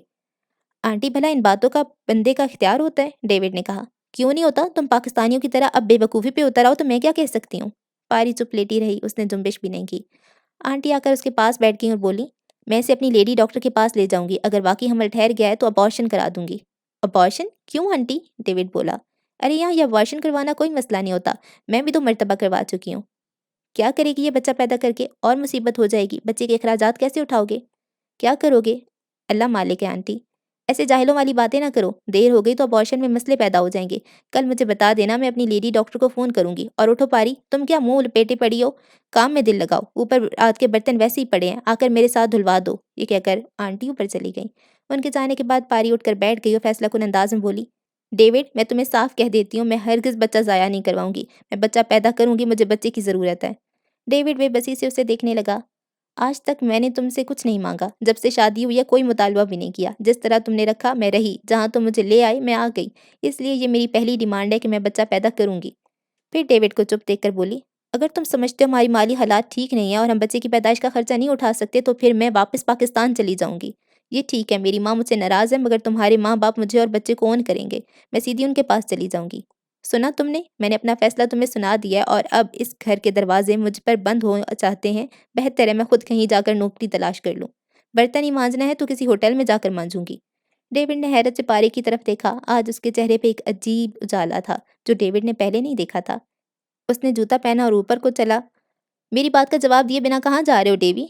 मैं आंटी का हाथ बटाने जा रहा हूँ, तुम आराम करो, डेविड बोला।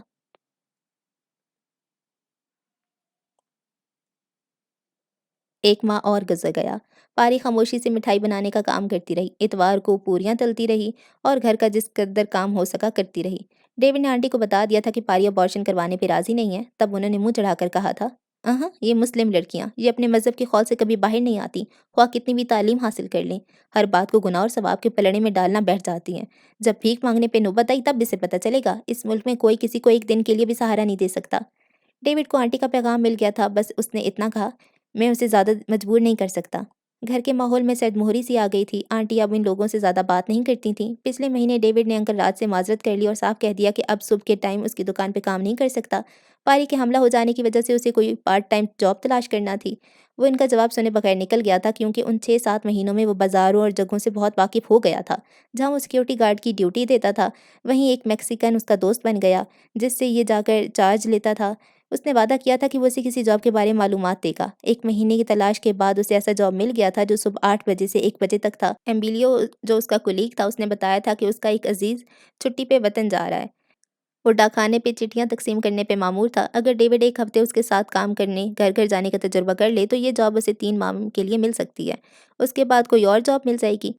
मगर चिट्ठियाँ चूँकि उसने मिसिसागा में तक़सीम करना होंगी, इसलिए उसे भी मिसिसागा में लेकर रहना पड़ेगा।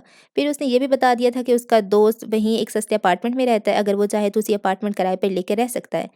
अभी डेविड की तनख्वाह महज़ $1500 माहवार थी, मगर अपना हर खर्च बचा के उसने काफ़ी रकम जमा कर ली थी। कई दिन से वो पारी का उदास और बुझा हुआ चेहरा देख रहा था, कई दिनों से वो आंटी का बेज़ार तना हुआ चेहरा भी देख रहा था। जब से उसने अंकल की दुकान पे जाना छोड़ा था, वो इससे बात तक करने को नागवार नहीं करते थे। और तो और प्रियंका और अपर्णा हर मौके पे पारी को गालियाँ देने लगतीं। कई बार साफ-साफ कह देतीं, "अगर तुम्हें चाय भी ठीक तरह बनानी नहीं आती, तो दफ़ा हो जाओ, पाकिस्तान वापस चली जाओ, यहाँ तुम्हारा कोई ठिकाना नहीं।" कभी कहतीं, "मामा हमें बेसमेंट खाली करा दो, हमने वहाँ अपने फ्रेंड्स को बुलाकर पार्टियाँ करनी हैं।" पारी सब सुनकर चुप रहती थी, जितना काम हो सकता करती रहती। वो डेविड का चेहरा देखती, वहाँ भी फ़िक्र के साए देखती। वो दिल ही दिल में खुदा से दुआ करती उसकी मदद करे, उसकी तबीयत में निजात की राह मिल जाए। उस महीने की तनख्वाह लेकर जब डेविड आया, तो आते ही पारी के लिए थोड़ा-सा फल भी लेता आया। जूँ ही वो बेसमेंट में उतरा, पारी वहाँ उसका खाना तैयार किए बैठी थी। पहले वो लोग अपना खाना खुद बनाते थे और डेविड नाश्ते की चीज़ें भी खुद खरीद कर लाता था, मगर जब से पारी हामला हुई, उनके बावर्ची खाने का काम छोड़ा था। आंटी ने कह दिया था कि वो अपना खाना बेसमेंट में खुद बनाया करें। "तुम देख रहे हो डेविड," पारी कहा करती, "मुश्किल वक़्त में अज़ीज़ों का मलमा किस तरह दूर हो जाता है।" "हाँ, देख रहा हूँ," डेविड कह देता, "तुम फ़िक्र ना करो, सब ठीक हो जाएगा।" आज जब डेविड सीढ़ियाँ उतर रहा था, पारी ने महसूस किया उसके चेहरे पे तमानियत की एक लहर थी, जो उससे पहले पारी ने कभी महसूस नहीं की थी। वो आगे बैठा, पारी ने खाना गर्म करके उसके आगे रख दिया। जब उसने खाना खाया, पारी ने कहा, "डेवी, क्या बात है?" डेवी ने उसका चेहरा देखते हुए, "आज कोई ख़ास बात है।" "तुमने कैसे जाना?" "तुम्हारे चेहरे पे लिखा है कि आज कुछ हुआ है। अब देर न लगाओ, मुझे बता दो।" "पारी, तुम इतनी बारीक बातें कैसे जान लेती हो?" "डेविड, जिनसे मोहब्बत की जाती है ना, बंदा उनके नक्शो-निगार की भी ज़ुबान समझने लगता है। तुम्हारा चेहरा कुछ और कह रहा है।" "तुम्हारा अंदाज़ा दुरुस्त है पारी। तुम्हारी इसी ज़हानत ने तो मुझे तुम्हारा गुलाम बना दिया था। इश्क में कूद पड़ा था।" "अच्छा, अब लायनी बातें ना करो, मुझे जल्दी बताओ।" "जान, इज़हार मोहब्बत को तो तुम लायनी बातें कहती हो। बीवियाँ तो ऐसे लम्हों के लिए तरसती रहती हैं। डेवी, तुम क्या जानो, मोहब्बत से ज़्यादा ज़ालिम ये इज़्ज़त-ए-नफ्स है, जिसने मुझे सूली पे लटका रखा है। क्या बताऊँ मुझे दिन-रात क्या सुनना पड़ता है और किस कदर ज़िल्लत की नौकरी करनी पड़ती है।" पारिया ज़र्दा हो गई, उसकी आँखों में आँसू आ गए। डेविड उठकर बाथरूम में चला गया, वापस आया और पारी के करीब बैठ गया। अपना बाजू उसकी कमर में डाल के बोला, "ये जो बच्चा आने वाला है ना, नसीबों का बड़ा धनी है। मुझे अंदाज़ा हो गया है। अच्छा किया जो तुमने अबॉर्शन नहीं करवाया।" पारी मुँह फुलाए चुप बैठी थी। वो समझ रही थी कि डेविड महज़ उसे टाल रहा है। "मुझे एक दूसरा जॉब मिल गया है।" "अच्छा?" पारी एकदम चीखी। "और मैंने एक घर भी तलाश कर लिया है।" "डेवी!" पारी फिर चीखी। "और मैंने घर का एडवांस 1 साल का अदा भी कर दिया है।" "डेवी, मैं मर जाऊँगी। एकदम से बताओ ना।" डेवी ने उसे और करीब किया। "ये सब तुम्हारी वजह से हुआ है पारी। तुम एक मज़बूत इरादे की औरत हो। तुमने इन्हीं बातों से और हौसलों से मेरे अंदर जगाया है।" मैं इरादा बाँध के निकल खड़ा हुआ। पारी उसके सीने से लगी, रोने लगी। "और सुनो पारी, हम इस इतवार को शिफ्ट हो रहे हैं।" "सच डेविड?" पारी उससे लिपट गई। वो तो सोच भी ना सकती थी इतनी जल्दी इतना कुछ हो जाएगा। समझती थी पता नहीं कब इस अज़ाब से जान छूटेगी। पर देखना जान, वो कोई महल सराय नहीं है। एक कमरे का खाली-खाली घर है। फिर नए सिरे से कुछ तकलीफ़ें सहना होंगी। "कोई बात नहीं डेवी," पारी सर उठाकर बोली। "अपना घर तो होगा, अपनी मर्ज़ी से तो जिएँगे, इज़्ज़त की रोटी तो खाएँगे। अब मुझे भी तजुर्बा हो गया है, मैं भी कोई नौकरी तलाश कर लूँगी।"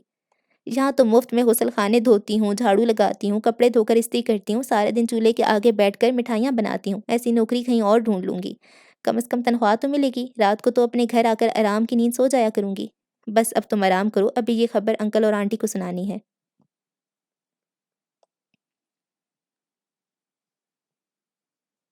अतवार के रोज़ डेविड एक वैन किराए पे ले आया। उनका सामान ज़्यादा नहीं था, बस उन्होंने ज़रूरत के तहत कुछ बर्तन खरीद लिए थे। मगर आंटी ने अज़राए तरहम उन्हें एक कट्टा-पट्टा मैट्रेस दे दिया था और एक कंबल भी। पारी लेना ना चाहती थी, मगर डेविड ने मुसलहतन ले लिया था। उसने कहा था, पारी फिर भी वो हमारी मोहसिन है। उन्होंने 7-8 माह हमें सहारा दिया है, हमें स्पॉन्सर किया है, ये भी बड़ी बात है। कुछ भी ना लेने का मतलब है हम उनके सारे तल्लुकात मुनक़ता करके जा रहे हैं। यूँ जब आंटी ने सुना था कि वो इस इतवार को शिफ्ट हो रहे हैं, तो वो भी बहुत हैरान हुई थी। उन्हें अंदाज़ा नहीं था कि 1 महीने के अंदर डेविड नौकरी भी तलाश कर लेगा और घर भी ले लेगा। उन्होंने नाक मुँह चढ़ा के कहा था, "कहाँ घर तलाश किया है?" जब उसने बताया तो बोली, "हाँ, वहाँ वहाँ मिसिसागा के उस अपार्टमेंट में।" "जी आंटी, फ़िलहाल तो हम सस्ता अपार्टमेंट ही ले सकते थे।" "खैर ले लिया तो ठीक है, 2-2 नौकरियों से काम चला लेना।" उनके कहने से मकसद था, "अब दोबारा हमारे पास मदद के लिए मत आना।" "कोशिश करूँगा आंटी," डेविड ने ताबेदारी से कहा, "मगर हम दोनों आपका एहसान कभी फ़रामोश नहीं कर सकेंगे। आपने इतने दिन हमें इतने आराम से अपने घर में रखा। लो, तुम कोई गैर थोड़ी हो, तुम तो अपने हो भई।" उन्होंने पारी को तंज़न नज़र से देखते हुए कहा, "तुम्हारा अपना घर है, जब चाहो आना, मगर वहाँ रहकर तुम्हें आटे-तेल का भाव मालूम हो जाएगा। बस आंटी दुआ करें, अब हम वापस पाकिस्तान तो जाने से रहे, यहीं काम बन जाए।" "भाई तुम क्या करोगी वहाँ जाकर?" उन्होंने तीखे अंदाज में कहा। "वैसे मैंने भी तुम्हें मिठाइयाँ बनानी तो सिखा दी हैं, हलवा पूरी खूब बना लेती हो। अगर कुछ पैसे जमा हो जाएँ तो तुम भी मिठाइयों की दुकान खोल लेना।" ये कह के वो ज़ोर से हँस पड़ी। पारी चुप रही। फिर उन्होंने कहा, "मगर तुम क्या कर सकोगी? पसमानदा पाकिस्तानी लड़कियों की तरह तुम्हें बच्चा पैदा करने की बड़ी जल्दी है। पाकिस्तानी लड़कियाँ समझती हैं अगर जल्दी बच्चा पैदा ना किया तो शायद ख़ावंद भाग जाएगा या दूसरी कर लेगा। यहाँ इस माशरे में जॉब को बच्चे पे तरजीह दी जाती है। अब तुम भुगतोगी तो तुम्हें पता चलेगा।" फिर उन्होंने एक पुराना-सा मैट्रेस और एक फटा हुआ कंबल निकाल के उन्हें दे दिया और बोलीं, "अभी तुम्हें पलंग वगैरह खरीदने की तौफ़ीक नहीं होगी, ये रखो जब तक तुम नया बिस्तर नहीं खरीद सकते।" यूँ ही उन्होंने ऊपरले दिल से कहा, "वैन क्यों ले आए हो? राज तुम्हें छोड़ देते, मगर इतवार को वो ज़रा लेट उठते हैं।" "थैंक यू आंटी," डेविड बोला, "मैंने लैंडलेडी से कह दिया था कि 12 बजे आकर चाबियाँ ले लूँगा, इसलिए प्लीज़ अब इजाज़त दें।" "ठीक है, wish you best of luck. भई अपनी खबर देते रहना, फ़ोन तो तुम्हारे पास होगा नहीं, कभी-कभी इधर-उधर से फ़ोन कर लिया करना।" वो दोनों एक नए बलबले के साथ अपने अपार्टमेंट में दाखिल हुए। डेविड ने लॉक खोला और टैक्सी में से सामान उठाने के लिए चला गया। ये अपार्टमेंट सेकंड फ्लोर पे था, ज़्यादा सीढ़ियाँ नहीं चढ़ना थीं। दरवाज़ा खोल के पारी ने कदम रखा। ये एक छोटा-सा लिविंग रूम था।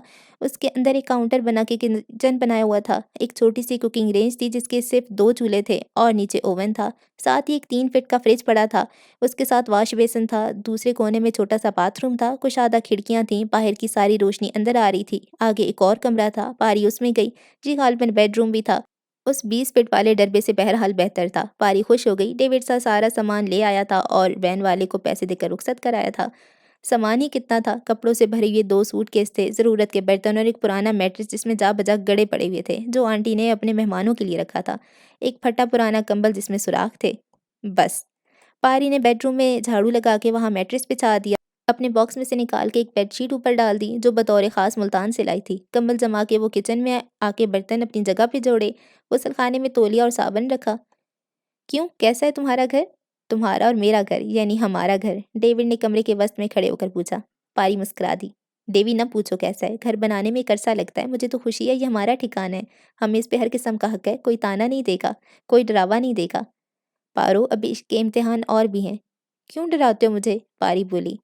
"पारो, यहाँ नौबत फाकों पे भी आ सकती है और महीनों फर्श खाक पे भी सोना पड़ेगा।" "कोई मज़ायका नहीं," पारी बोली। "इश्क वाले तो बयाबानों में गुज़ारा कर लेते हैं।" ये हुई ना बात। डेविड ने खुश होके पारी की पेशानी पे बोसा दिया। दोनों ने खुशी-खुशी रात का खाना पकाया। डेविड ने अलग सुबह अपनी पोस्टमैन वाली ड्यूटी पर जाना था, क्योंकि अगले हफ्ते रिकी जा रहा था और वो डेविड को सारी कॉलोनी के घरों से आशना कराना चाहता था। डेविड ने दोपहर को अपनी सिक्योरिटी गार्ड वाली ड्यूटी पे जाना था, इसलिए वो दोनों मुस्तकबिल के ख्वाब देखते और आइंदा ज़िंदगी के मंसूबे बनाते जल्दी सो गए। आधी रात के वक़्त पारी को महसूस हुआ जैसे वो बर्फ़ की तरह सर्द होती जा रही है। उसने कंबल खींचा तो उसके ऊपर ही था। थोड़ी ही देर में उसने महसूस किया डेविड भी सो रहा है। दोनों एक फटे हुए कंबल में कभी सिकुड़ रहे थे, कभी सिमट रहे थे। बिलाखिर डेविड ने कहा, "पारी, कहीं खिड़कियाँ तो नहीं खुली हैं?" "नहीं डेविड, मैंने खुद बंद की थीं।"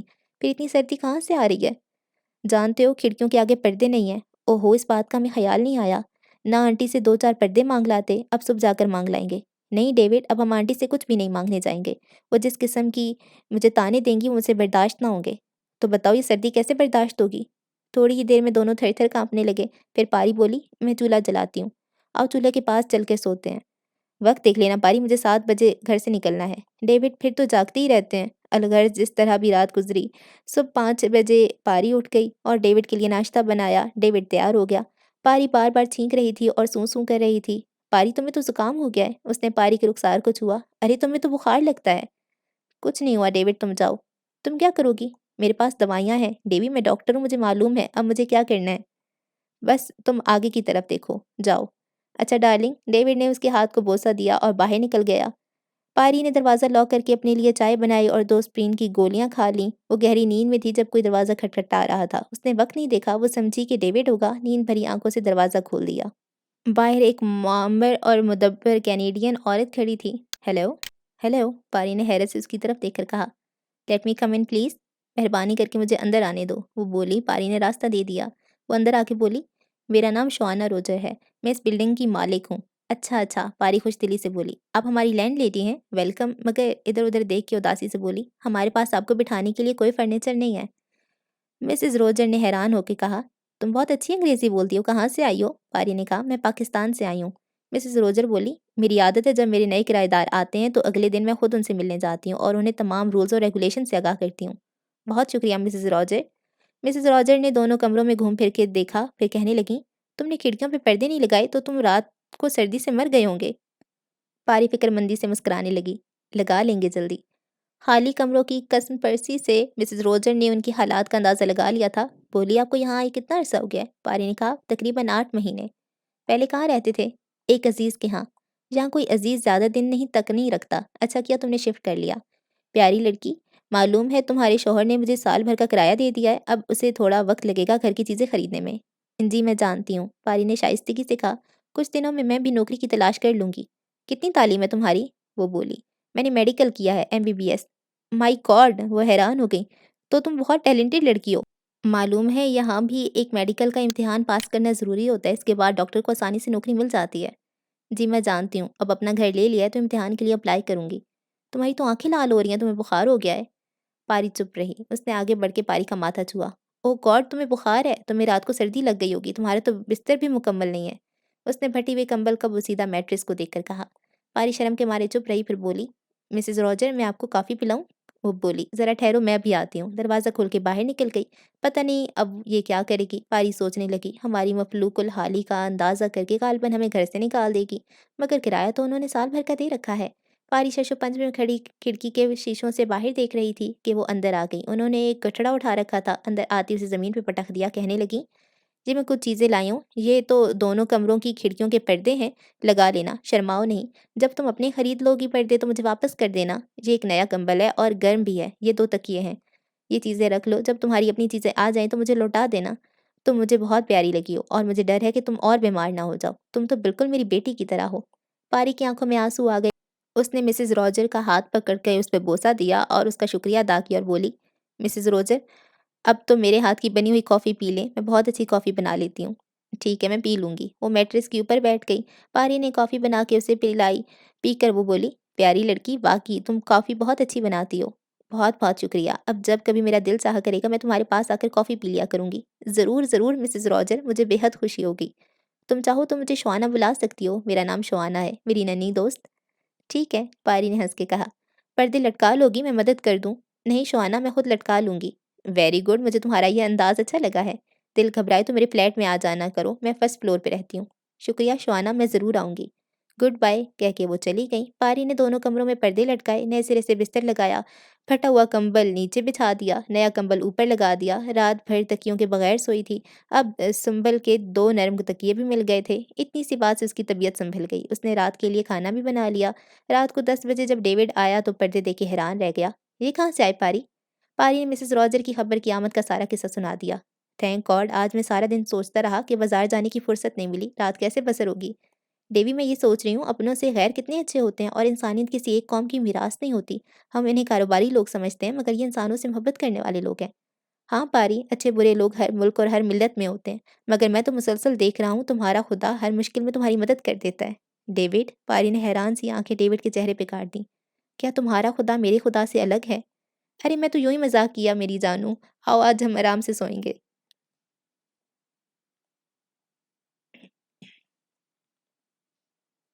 एक हफ्ते में मालूमात तय हो गए, वो लोग नए घर से मानूस हो गए। पारी का बुखार भी उतर गया था, डेविड को नई नौकरी भी मिल गई। पूरा एक हफ्ता वो पुराने पोस्टमैन रिकी के साथ घर घर जाता रहा और पूरे मेसिसागा का वाकिफ हो गया।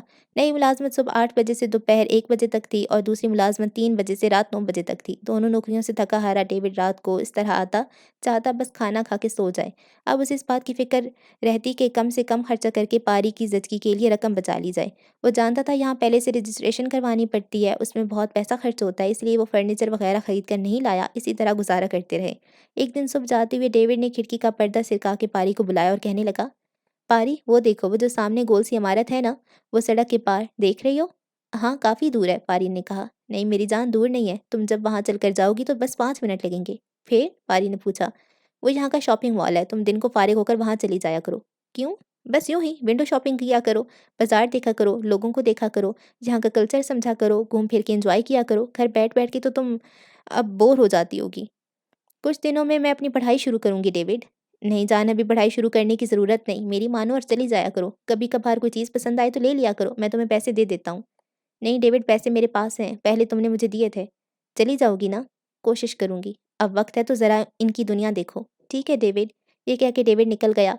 घर का काम करते हुए पारी सोचती रही डेविड ने उसे मार्केट जाने का मशवरा क्यों दिया है? तो ठीक है, वो तन्हा बैठी-बैठी उकता जाती है, मगर वहाँ यकायक उसे ख़याल बिजली की तरह कूदा और बात उसकी समझ में आ गई। काम से फ़ारिग होकर उसने अपनी गर्म शॉल निकाली। ये तो शुक्र है वो लोग अपने गर्म कपड़े ले आए थे, वरना खुदा जाने उनका क्या हाल होता। शाल ओढ़ के उसने घर लॉक किया और मार्केट की तरफ चली। पहले-पहल तो उसका दिल घबराया, मगर जब उसने सड़क क्रॉस कर ली तो उसे तसल्ली हो गई। डरते-झिझकते वो एक-एक दुकान के आगे गई। सब नाम अंग्रेज़ी में लिखे हुए थे, वो पढ़ती जा रही थी। बड़ी-बड़ी और शानदार दुकानें थीं, साफ-सुथरी रोशन दुकानों के शीशे चमक रहे थे। लोग तहज़ीब याफ़्ता थे और दरवाज़े एहतियात से खोलते और एहतियात से बंद कर देते। कहीं कूड़ा-करकट नज़र नहीं आ रहा था। हर जगह डस्टबिन पड़े हुए थे। हर डिपार्टमेंटल स्टोर के अंदर एक रेस्टोरेंट था और ऐसी-ऐसी चीज़ें स्टोरों के अंदर पड़ी हुई थी कि बंदे के होश उड़ जाएँ। पहले दिन तो उसने इस तरह गुज़ारा जैसे कोई देहाती शीश महल में घुस जाता है। रात को उसने डेविड को एक-एक चीज़ की तफ़सील सुनाई। वो बहुत खुश हुआ। कहने लगा, यही तो मैं चाहता था कि तुम इनकी मुआशरत देखो और समझो। फिर तो पारी हर रोज़ फारिग होके मार्केट में चली जाती। रफ्ता-रफ्ता उसे सब दुकानें और रास्ते अज़बर हो गए। कभी-कभी वो किसी रेस्टोरेंट से फ्रेंच फ्राइज़ लेकर खा लेती और एक कोक भी पी लेती। एक तो डॉलर से ज़्यादा खर्चा नहीं करती थी। पता नहीं क्यों उसे हमेशा एक अनजाना सा खौफ लगा रहता था। वहीं घूमते-घामते उसने सोचा कहीं डेविड ने उसे मुलाज़मत तलाश करने की तरग़ीब न दे दी हो। ये सोच के उसने किस्मत आज़माई का फ़ैसला कर लिया। खुशकिस्मती से वहाँ एक पाकिस्तानी स्टोर भी था। पहले दिन वो हिम्मत करके उस स्टोर के अंदर चली गई। वहाँ एक पाकिस्तानी औरतें और एक मर्द खड़े थे। वो औरतें उसकी तरफ बढ़ीं और जल्दी से अस्सलाम वालेकुम कह दिया। उन औरतों को बहुत नागवार लगा। जवाब देने की बजाय उनमें से एक बोली, व्हाट डू यू वांट? हकलाते हुए पारी ने अंग्रेज़ी में जवाब दे दिया, मैं जॉब की तलाश में यहाँ आई हूँ, क्या आप मुझे जॉब दे सकते हैं? दूसरी औरत ने सर से लेकर पाँव तक देखा, उसकी शलवार को हकारत से देखकर बोली, कहाँ से आई हो? पारी ने जल्दी से कहा, पाकिस्तान से। तौबा है, पहली औरत बोली। हर फ़कीर फ़ुकरा पाकिस्तान से मुँह उठा के चला आ रहा है, हमारे पास पाकिस्तानियों के लिए कोई जॉब नहीं है। क्यों? पाकिस्तानियों में क्या बुराई है? पारी ने भी अंग्रेज़ी में ही पूछा। झूठ बोलते हैं, चोर होते हैं, मेहनत से जी चुराते हैं। तीसरी बोली, अगर आपको इस बात की गारंटी दी जाए कि मैं ऐसी नहीं हूँ, पारी ने मुलायमत से कहा। जाओ, जाओ, पहली बोली। हमारे पास बेकारियों के लिए मुलाज़मत नहीं है। जाओ, यहाँ क्या खड़ी क्या कर रही हो? पारी इतनी शर्मिंदा हुई कि उसके पाँव तले से ज़मीन निकल गई। फिर वो जो मर्द वहाँ खड़ा था, आगे आया और इन औरतों से कहने लगा, झिड़कने की क्या ज़रूरत है? इससे कह दो कि यहाँ जॉब नहीं है। फिर पारी की तरफ मुँह करके अंग्रेज़ी में बोला, हमें अफ़सोस है यहाँ कोई असामी नहीं है। उसने बाहर जाते-जाते सुना वो औरतें कह रही थीं, ये कमबख्त लोग गैर कानूनी तरीके से आ जाते हैं, यहाँ आकर भीख माँगना शुरू कर देते हैं और हमारी पोज़ीशन भी ख़राब करते हैं। वो 2 दुकान से बाहर निकल आई, उसकी आँख में बार-बार आँसू आ रहे थे। उसे उम्मीद नहीं थी कि वो इस तरह अपने हमवतनों के हाथों धुतकारी जाएगी। फिर कई दिन तक वो मार्केट में नहीं आई, घर बैठे-बैठे जी घबराने लगा, तो फिर मार्केट आने लगी। दूसरी तरफ एक इंडियन स्टोर था। एक दिन दिल कड़ा करके उस स्टोर के अंदर चली गई। यस, एक हिंदू लड़की आगे आई। उसने जल्दी से कह दिया, मैं जॉब की तलाश में हूँ। उस हिंदू लड़की ने उसे सर से पैर तक देखा और कहा, वो सामने हमारे बॉस बैठे हैं, उनसे पूछ लें। वो डरती झिझकती काउंटर पे गई। एक बूढ़ा आदमी ऐनक लगाए बैठा था। उसने वहाँ जाकर अपना मुद्दा बयान किया। वो बोला, आप कहाँ से आई हैं? पारी ने बताया, पाकिस्तान से। वो बोला, हमें अफ़सोस है, हम अपने स्टोर में पाकिस्तानियों को नहीं रखते, हम सिर्फ़ इंडिया के लोगों को ही रखते हैं। उसने उनका शुक्रिया अदा किया और बाहर निकल आई। कम से कम उन्होंने उसकी बेइज़्ज़ती नहीं की थी। उसका दिल भर आया, वो शाम तक बेमकसद घूमती रही। रात को उसने डेविड को कुछ नहीं बताया। अपनी हुर्मा नसीबी की दास्तान वो हर रोज़ सुनाना पसंद नहीं करती थी। फिर उसने सोचा कि वो दर-दर की ठोकरें खाए और अपनी अना को अच्छी तरह मजरूह करे कि एहसास जैसी कोई शय उसके अंदर न रहे।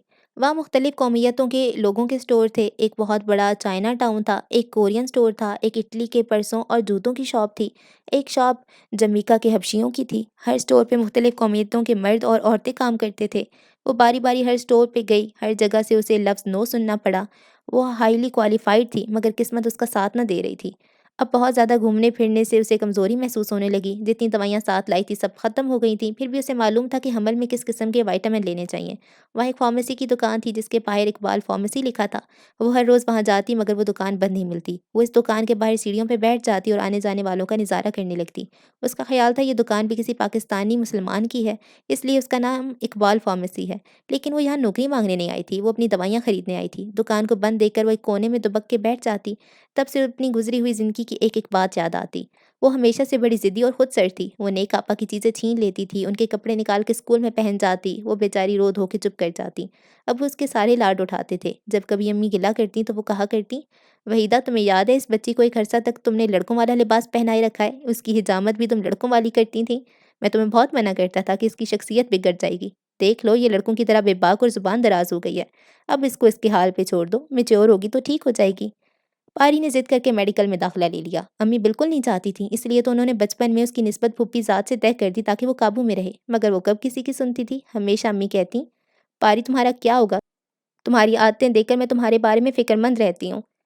"अम्मी, आप मेरी फ़िक्र ना करें, फ़िक्र उसका किया करें जिसके पल्ले मुझे बाँध देंगी, उस बेचारे का क्या होगा?" अम्मी सर पे हाथ मार के चुप हो जातीं। कभी-कभी अम्मी बड़े प्यार से कहतीं, "पारी चंदा, घर के कामों में भी दिलचस्पी लिया करो। लड़कियों की किस्मत का नहीं पता होता। जब चुंगल से आ जाती हैं तो माँ की खिदमत ही कर लिया करें।" वो अपनी दोनों हथेलियाँ खोल के कहतीं, "माँ, मुझे अपनी किस्मत का पता है। मेरी किस्मत इन लकीरों में लिखी है। तेरी बेटी शहज़ादी है, शहज़ादी, राज करेगी राज। माँ, ये हाथ बावर्ची खाने का काम करने के लिए नहीं बनाए गए। ये हाथ, ये खूबसूरत हाथ सिर्फ़ कलम चलाने के लिए बनाए गए हैं।" कभी अम्मी को गुस्सा आ जाता तो अम्मी कहतीं, "कोई सख्त सास मिल गई तो तेरा मिज़ाज दुरुस्त करेगी।" "माँ, कभी भी सख्त सास हो, मैं इंशाअल्लाह खुद उसका मिज़ाज दुरुस्त करके तेरे पास ले आऊँगी। मेरी बच्ची, वापस आना आसान नहीं होता। वो तो एक ऐसा संसार है जहाँ बस जाने का रास्ता है, वापसी का कोई रास्ता नहीं।" "ओ माँ," मैं वो सीने पे हाथ रख के कहती, "मैं खुद वापसी का रास्ता ईजाद करूँगी।" यहाँ तक कि सोचते-सोचते पारी धुआँ-धार रोने लगी। उसे अम्मी की सारी बातें याद आ रही थीं। उसे अपनी नादानी और बेहूदगियाँ भी याद आतीं। उसने कभी भी अपनी अम्मी की बात ना सुनी थी, ना मानी थी। उसने ज़िंदगी को हमेशा मज़ाक समझा। ज़िंदगी ने उसके साथ मज़ाक कर दिया। और मज़ाक, वो घंटों इकबाल फ़ार्मेसी की सीढ़ियों पे बैठी रहती, बचपन को याद करती रहती, रोती रहती, पछताती रहती। एक बार अम्मी ने अलग-सुबह उसे कैसेटें सुनते हुए देखा कर कहा था, "बेटी पारी, सुबह की नमाज़ ही पढ़ लिया करो, सुबह-सुबह गाने सुनने से नहूसत छाई रहती है।" उसने नाक चढ़ाकर कहा था, "माँ, इबादत के लिए बुढ़ापा होता है। जब मैं बूढ़ी हो जाऊँगी तो खूब नमाज़ें पढ़ा करूँगी।" अम्मीजान का पारा चढ़ गया। उन्होंने घूर के उसे देखा और सिर्फ़ इतना कहा, "बुढ़ापा भी सिर्फ़ नसीबों को ही देखना नसीब होता है।" "माँ," पारी छलांग लगा के माँ के कंधे से लग जाती, "देख माँ, मेरे पूरे 102 साल पड़े हैं।"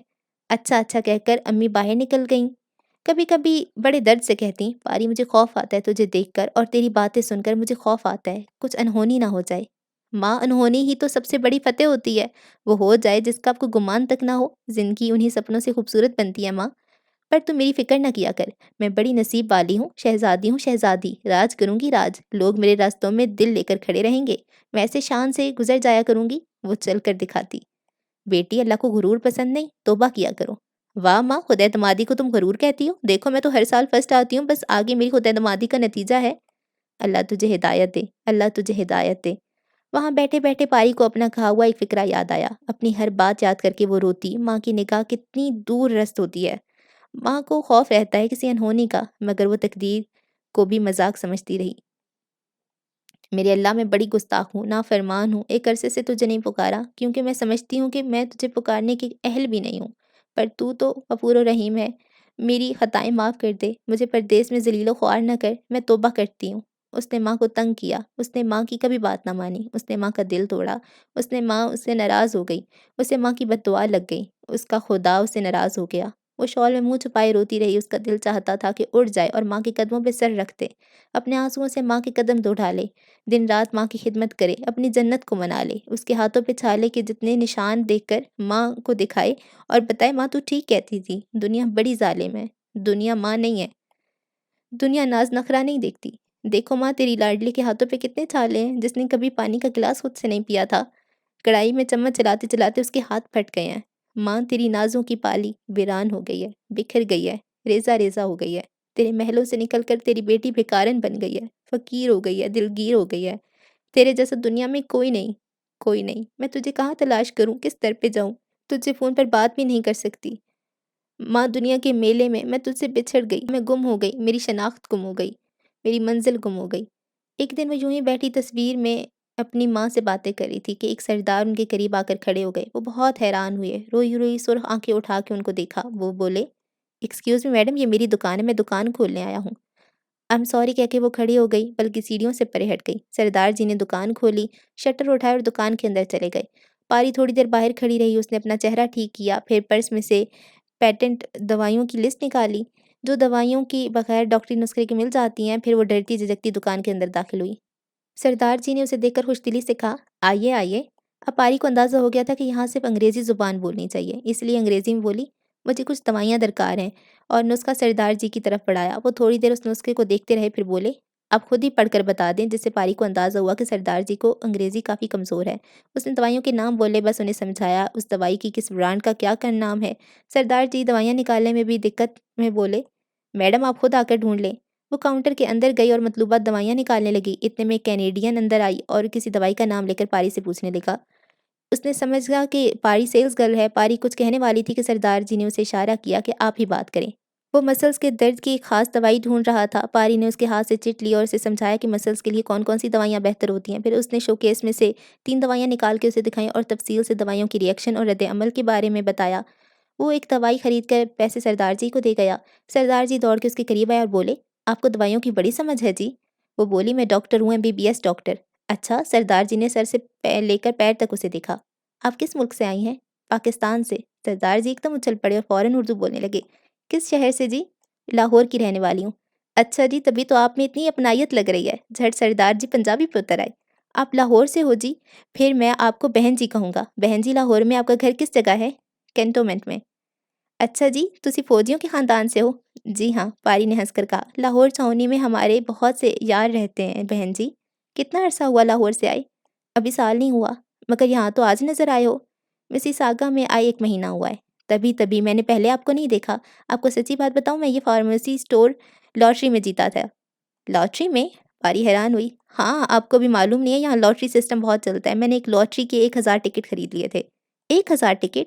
"हाँ, $1 का 1 टिकट था। मैं खरीदता गया, हर रोज़ खरीदता गया, फिर पता है क्या हुआ? मेरे $50,000 का इनाम निकल आया।" $50,000 का इनाम? पारी बहुत हैरान हुई। "बहन जी, ये लोग कमाते भी बहुत हैं, मगर लॉटरियों में बेईमानी नहीं करते। बड़ी खुशकिस्मत हैं आप सरदार जी।" मैंने सोचा पैसे ज़ाया हो जाएँगे, ये स्टोर सेल पर था, मैंने $50,000 में खरीद लिया। मुझे अभी दवाइयाँ-शवाइयों की समझ नहीं है, इसलिए स्टोर बाकायदा नहीं खोलता। दवाइयों की ट्रेनिंग ले रहा हूँ। मगर इसका नाम तो। पारी रुक गई। "बहन जी, मेरा नाम इकबाल सिंह है।" "अच्छा, अच्छा।" "बहन जी, मेरे पिताजी इकबाल जी के बड़े चाहने वाले थे। उन्होंने मेरा नाम इकबाल सिंह रख दिया और मैं हमेशा इस स्टोर के आगे आकर बैठती थी, ये सोचकर कि ये किस पाकिस्तानी का स्टोर है। बहन जी, आप कुछ बीमार हो?" "हाँ, नहीं।" पारी बुखला गई, वो हैरान होकर देखने लगा। "मैं बीमार तो नहीं सरदार जी, मगर आई एम प्रेग्नेंट।" "ओह! ओह! अच्छा, अच्छा। आपका आना शुभ है बहन जी। आज एक ग्राहक भी आ गया। मुझे तो समझाना ही ना आता। आपने मेरी मुश्किल हल कर दी, धन्यवाद। अच्छा सरदार जी, मैं अब चलती हूँ। बड़ी खुशी हुई आपसे मिलकर।" पारी बिल अदा किया। "बहन जी, इसे अपनी ही दुकान समझें।" सरदार जी बोले, "जब दिल चाहे आ जाया करें।" "मगर आप तो बाकायदा स्टोर खोलते ही नहीं। मैं यहाँ काफ़ी दिनों से आ रही हूँ।" बहन जी, डाउनटाउन में मेरा एक बहुत बड़ा ग्रोसरी स्टोर है, जिसे आजकल मेरी पत्नी चलाती है।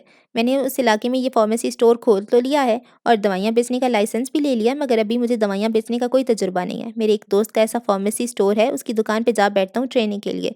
अगले हफ्ते मैं अखबार इश्तिहार दूँगा किसी ऐसे सेल्समैन के लिए जिसे दवाइयाँ बेचने का तजुर्बा हो और शऊर भी हो। फिर बाकायदा स्टोर खोलने लग जाऊँगा। अच्छा, पारी जाने लगी तो इकबाल सिंह दरवाजे तक आ गया और बोला, "बहन जी, वैसे मुझे अच्छा तो नहीं लगता, मगर डरते-डरते पूछ रहा हूँ। क्या आप कहीं जॉब कर रही हैं?" "नहीं," पारी ने सर हिला के कहा। "यहाँ तो डॉक्टरों की बड़ी माँग है जी, डॉक्टरों को तो फ़ौरन जॉब मिल जाता है।" सरदार जी, आपको मालूम है ना, यहाँ आके मेडिकल का एक टेस्ट पास करना पड़ता है। मैंने उस टेस्ट की तैयारी नहीं की। पारी उसे बताना नहीं चाहती थी कि मार्केट में जॉब ढूँढते-ढूँढते कितनी ज़लील हो चुकी है। ये तो ठीक है बहन जी, मगर यहाँ तो जॉब के बगैर रहना बड़ी गलती है। जी, तब तक कोई और जॉब नहीं कर सकती। कर सकती हूँ अगर। अभी पारी ने फ़िक्रा मुकम्मल नहीं किया था, सरदार जी बोले, अगर आप बुरा ना माने तो तब तक मेरे स्टोर पे आ जाएँ। जी, पारी इतनी हैरान हुई कि इकबाल सिंह ने समझा उसे बुरा लगा है। कोई नहीं जी, इकबाल सिंह लजाजत से बोला। आपकी लियाकत को देखकर मुझे ख़्याल हुआ था। अभी वो कनाडा आया हुआ था। आप उसके साथ इतनी अच्छी अंग्रेज़ी बोल रही थीं। उसी दवाइयों के बारे में मशवरा दिया तो उसने फ़ौरन मान लिया। अगर आप कुछ दिनों के लिए मेरी ऑफ़र मान लें तो मेरे भाग संवर जाएँ। पारी बेख्तियार हँस पड़ी। कहाँ वो तो 1 माह से मारी-मारी फिर रही थी। यहाँ वो दवाई खरीदने आ गई थी और यहाँ उसे नौकरी की ऑफ़र अपने आप मिल रही थी। बहन जी, मैं आपको फ़िलहाल $2000 माहाना दूँगा। $2000? पारी ने बेख्तियार कहा।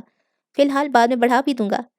अच्छा, पारी बोली, बहुत शुक्रिया सरदार जी, मैं अपने शौहर से मशवरा करूँगी। ज़रूर करें जी, मगर मुझे बता ज़रूर देना कहाँ रहती हैं आप? वो जो सड़क के पार ओक विलास है ना, वहाँ। अच्छा, अच्छा, मैं समझ गया, यहाँ से तो बस 5 मिनट का रास्ता है। मैं कल आपका इंतज़ार करूँगा। क्या कल आप स्टोर खोलेंगे?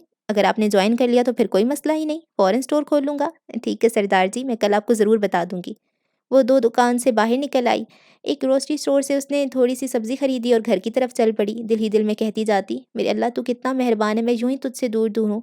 आज तुझसे गिला किया तो फ़ौरन सुन लिया। कितनी रोई मैं, तुझे मेरे आँसुओं पे रहम आ गया। ये दुरुस्त है कि बंदा तो है ही गुनहगार, सहकारों की भी सुनता है खुदा। तू तो सारे जग का वाली है। रात को जब डेविड आया तो खाना खिलाने के बाद उसने पूरा वाक़या सुना डाला। वो भी खुश हुआ, हँसते-हँसते बोला, इसे कहते हैं छप्पर फाड़ के देना। मैंने तुम्हें नहीं कहा था कि तुम्हारा खुदा तुम्हारे सारे काम कर देता है, मेरे कामों में डंडी मार देता है। डेविड, पारी ने बुरा मान के कहा, ऐसा क्यों कहते हो? क्या मेरा और तुम्हारा खुदा अलग-अलग है? एक ही खुदा है हमारा। पारो, मैं यूँ ही मस्करी करता हूँ, तू तो बुरा ही मान जाती है। अच्छा जी, अब तक के लिए इतना ही। दुआओं में याद रखें। अल्लाह हाफ़िज़।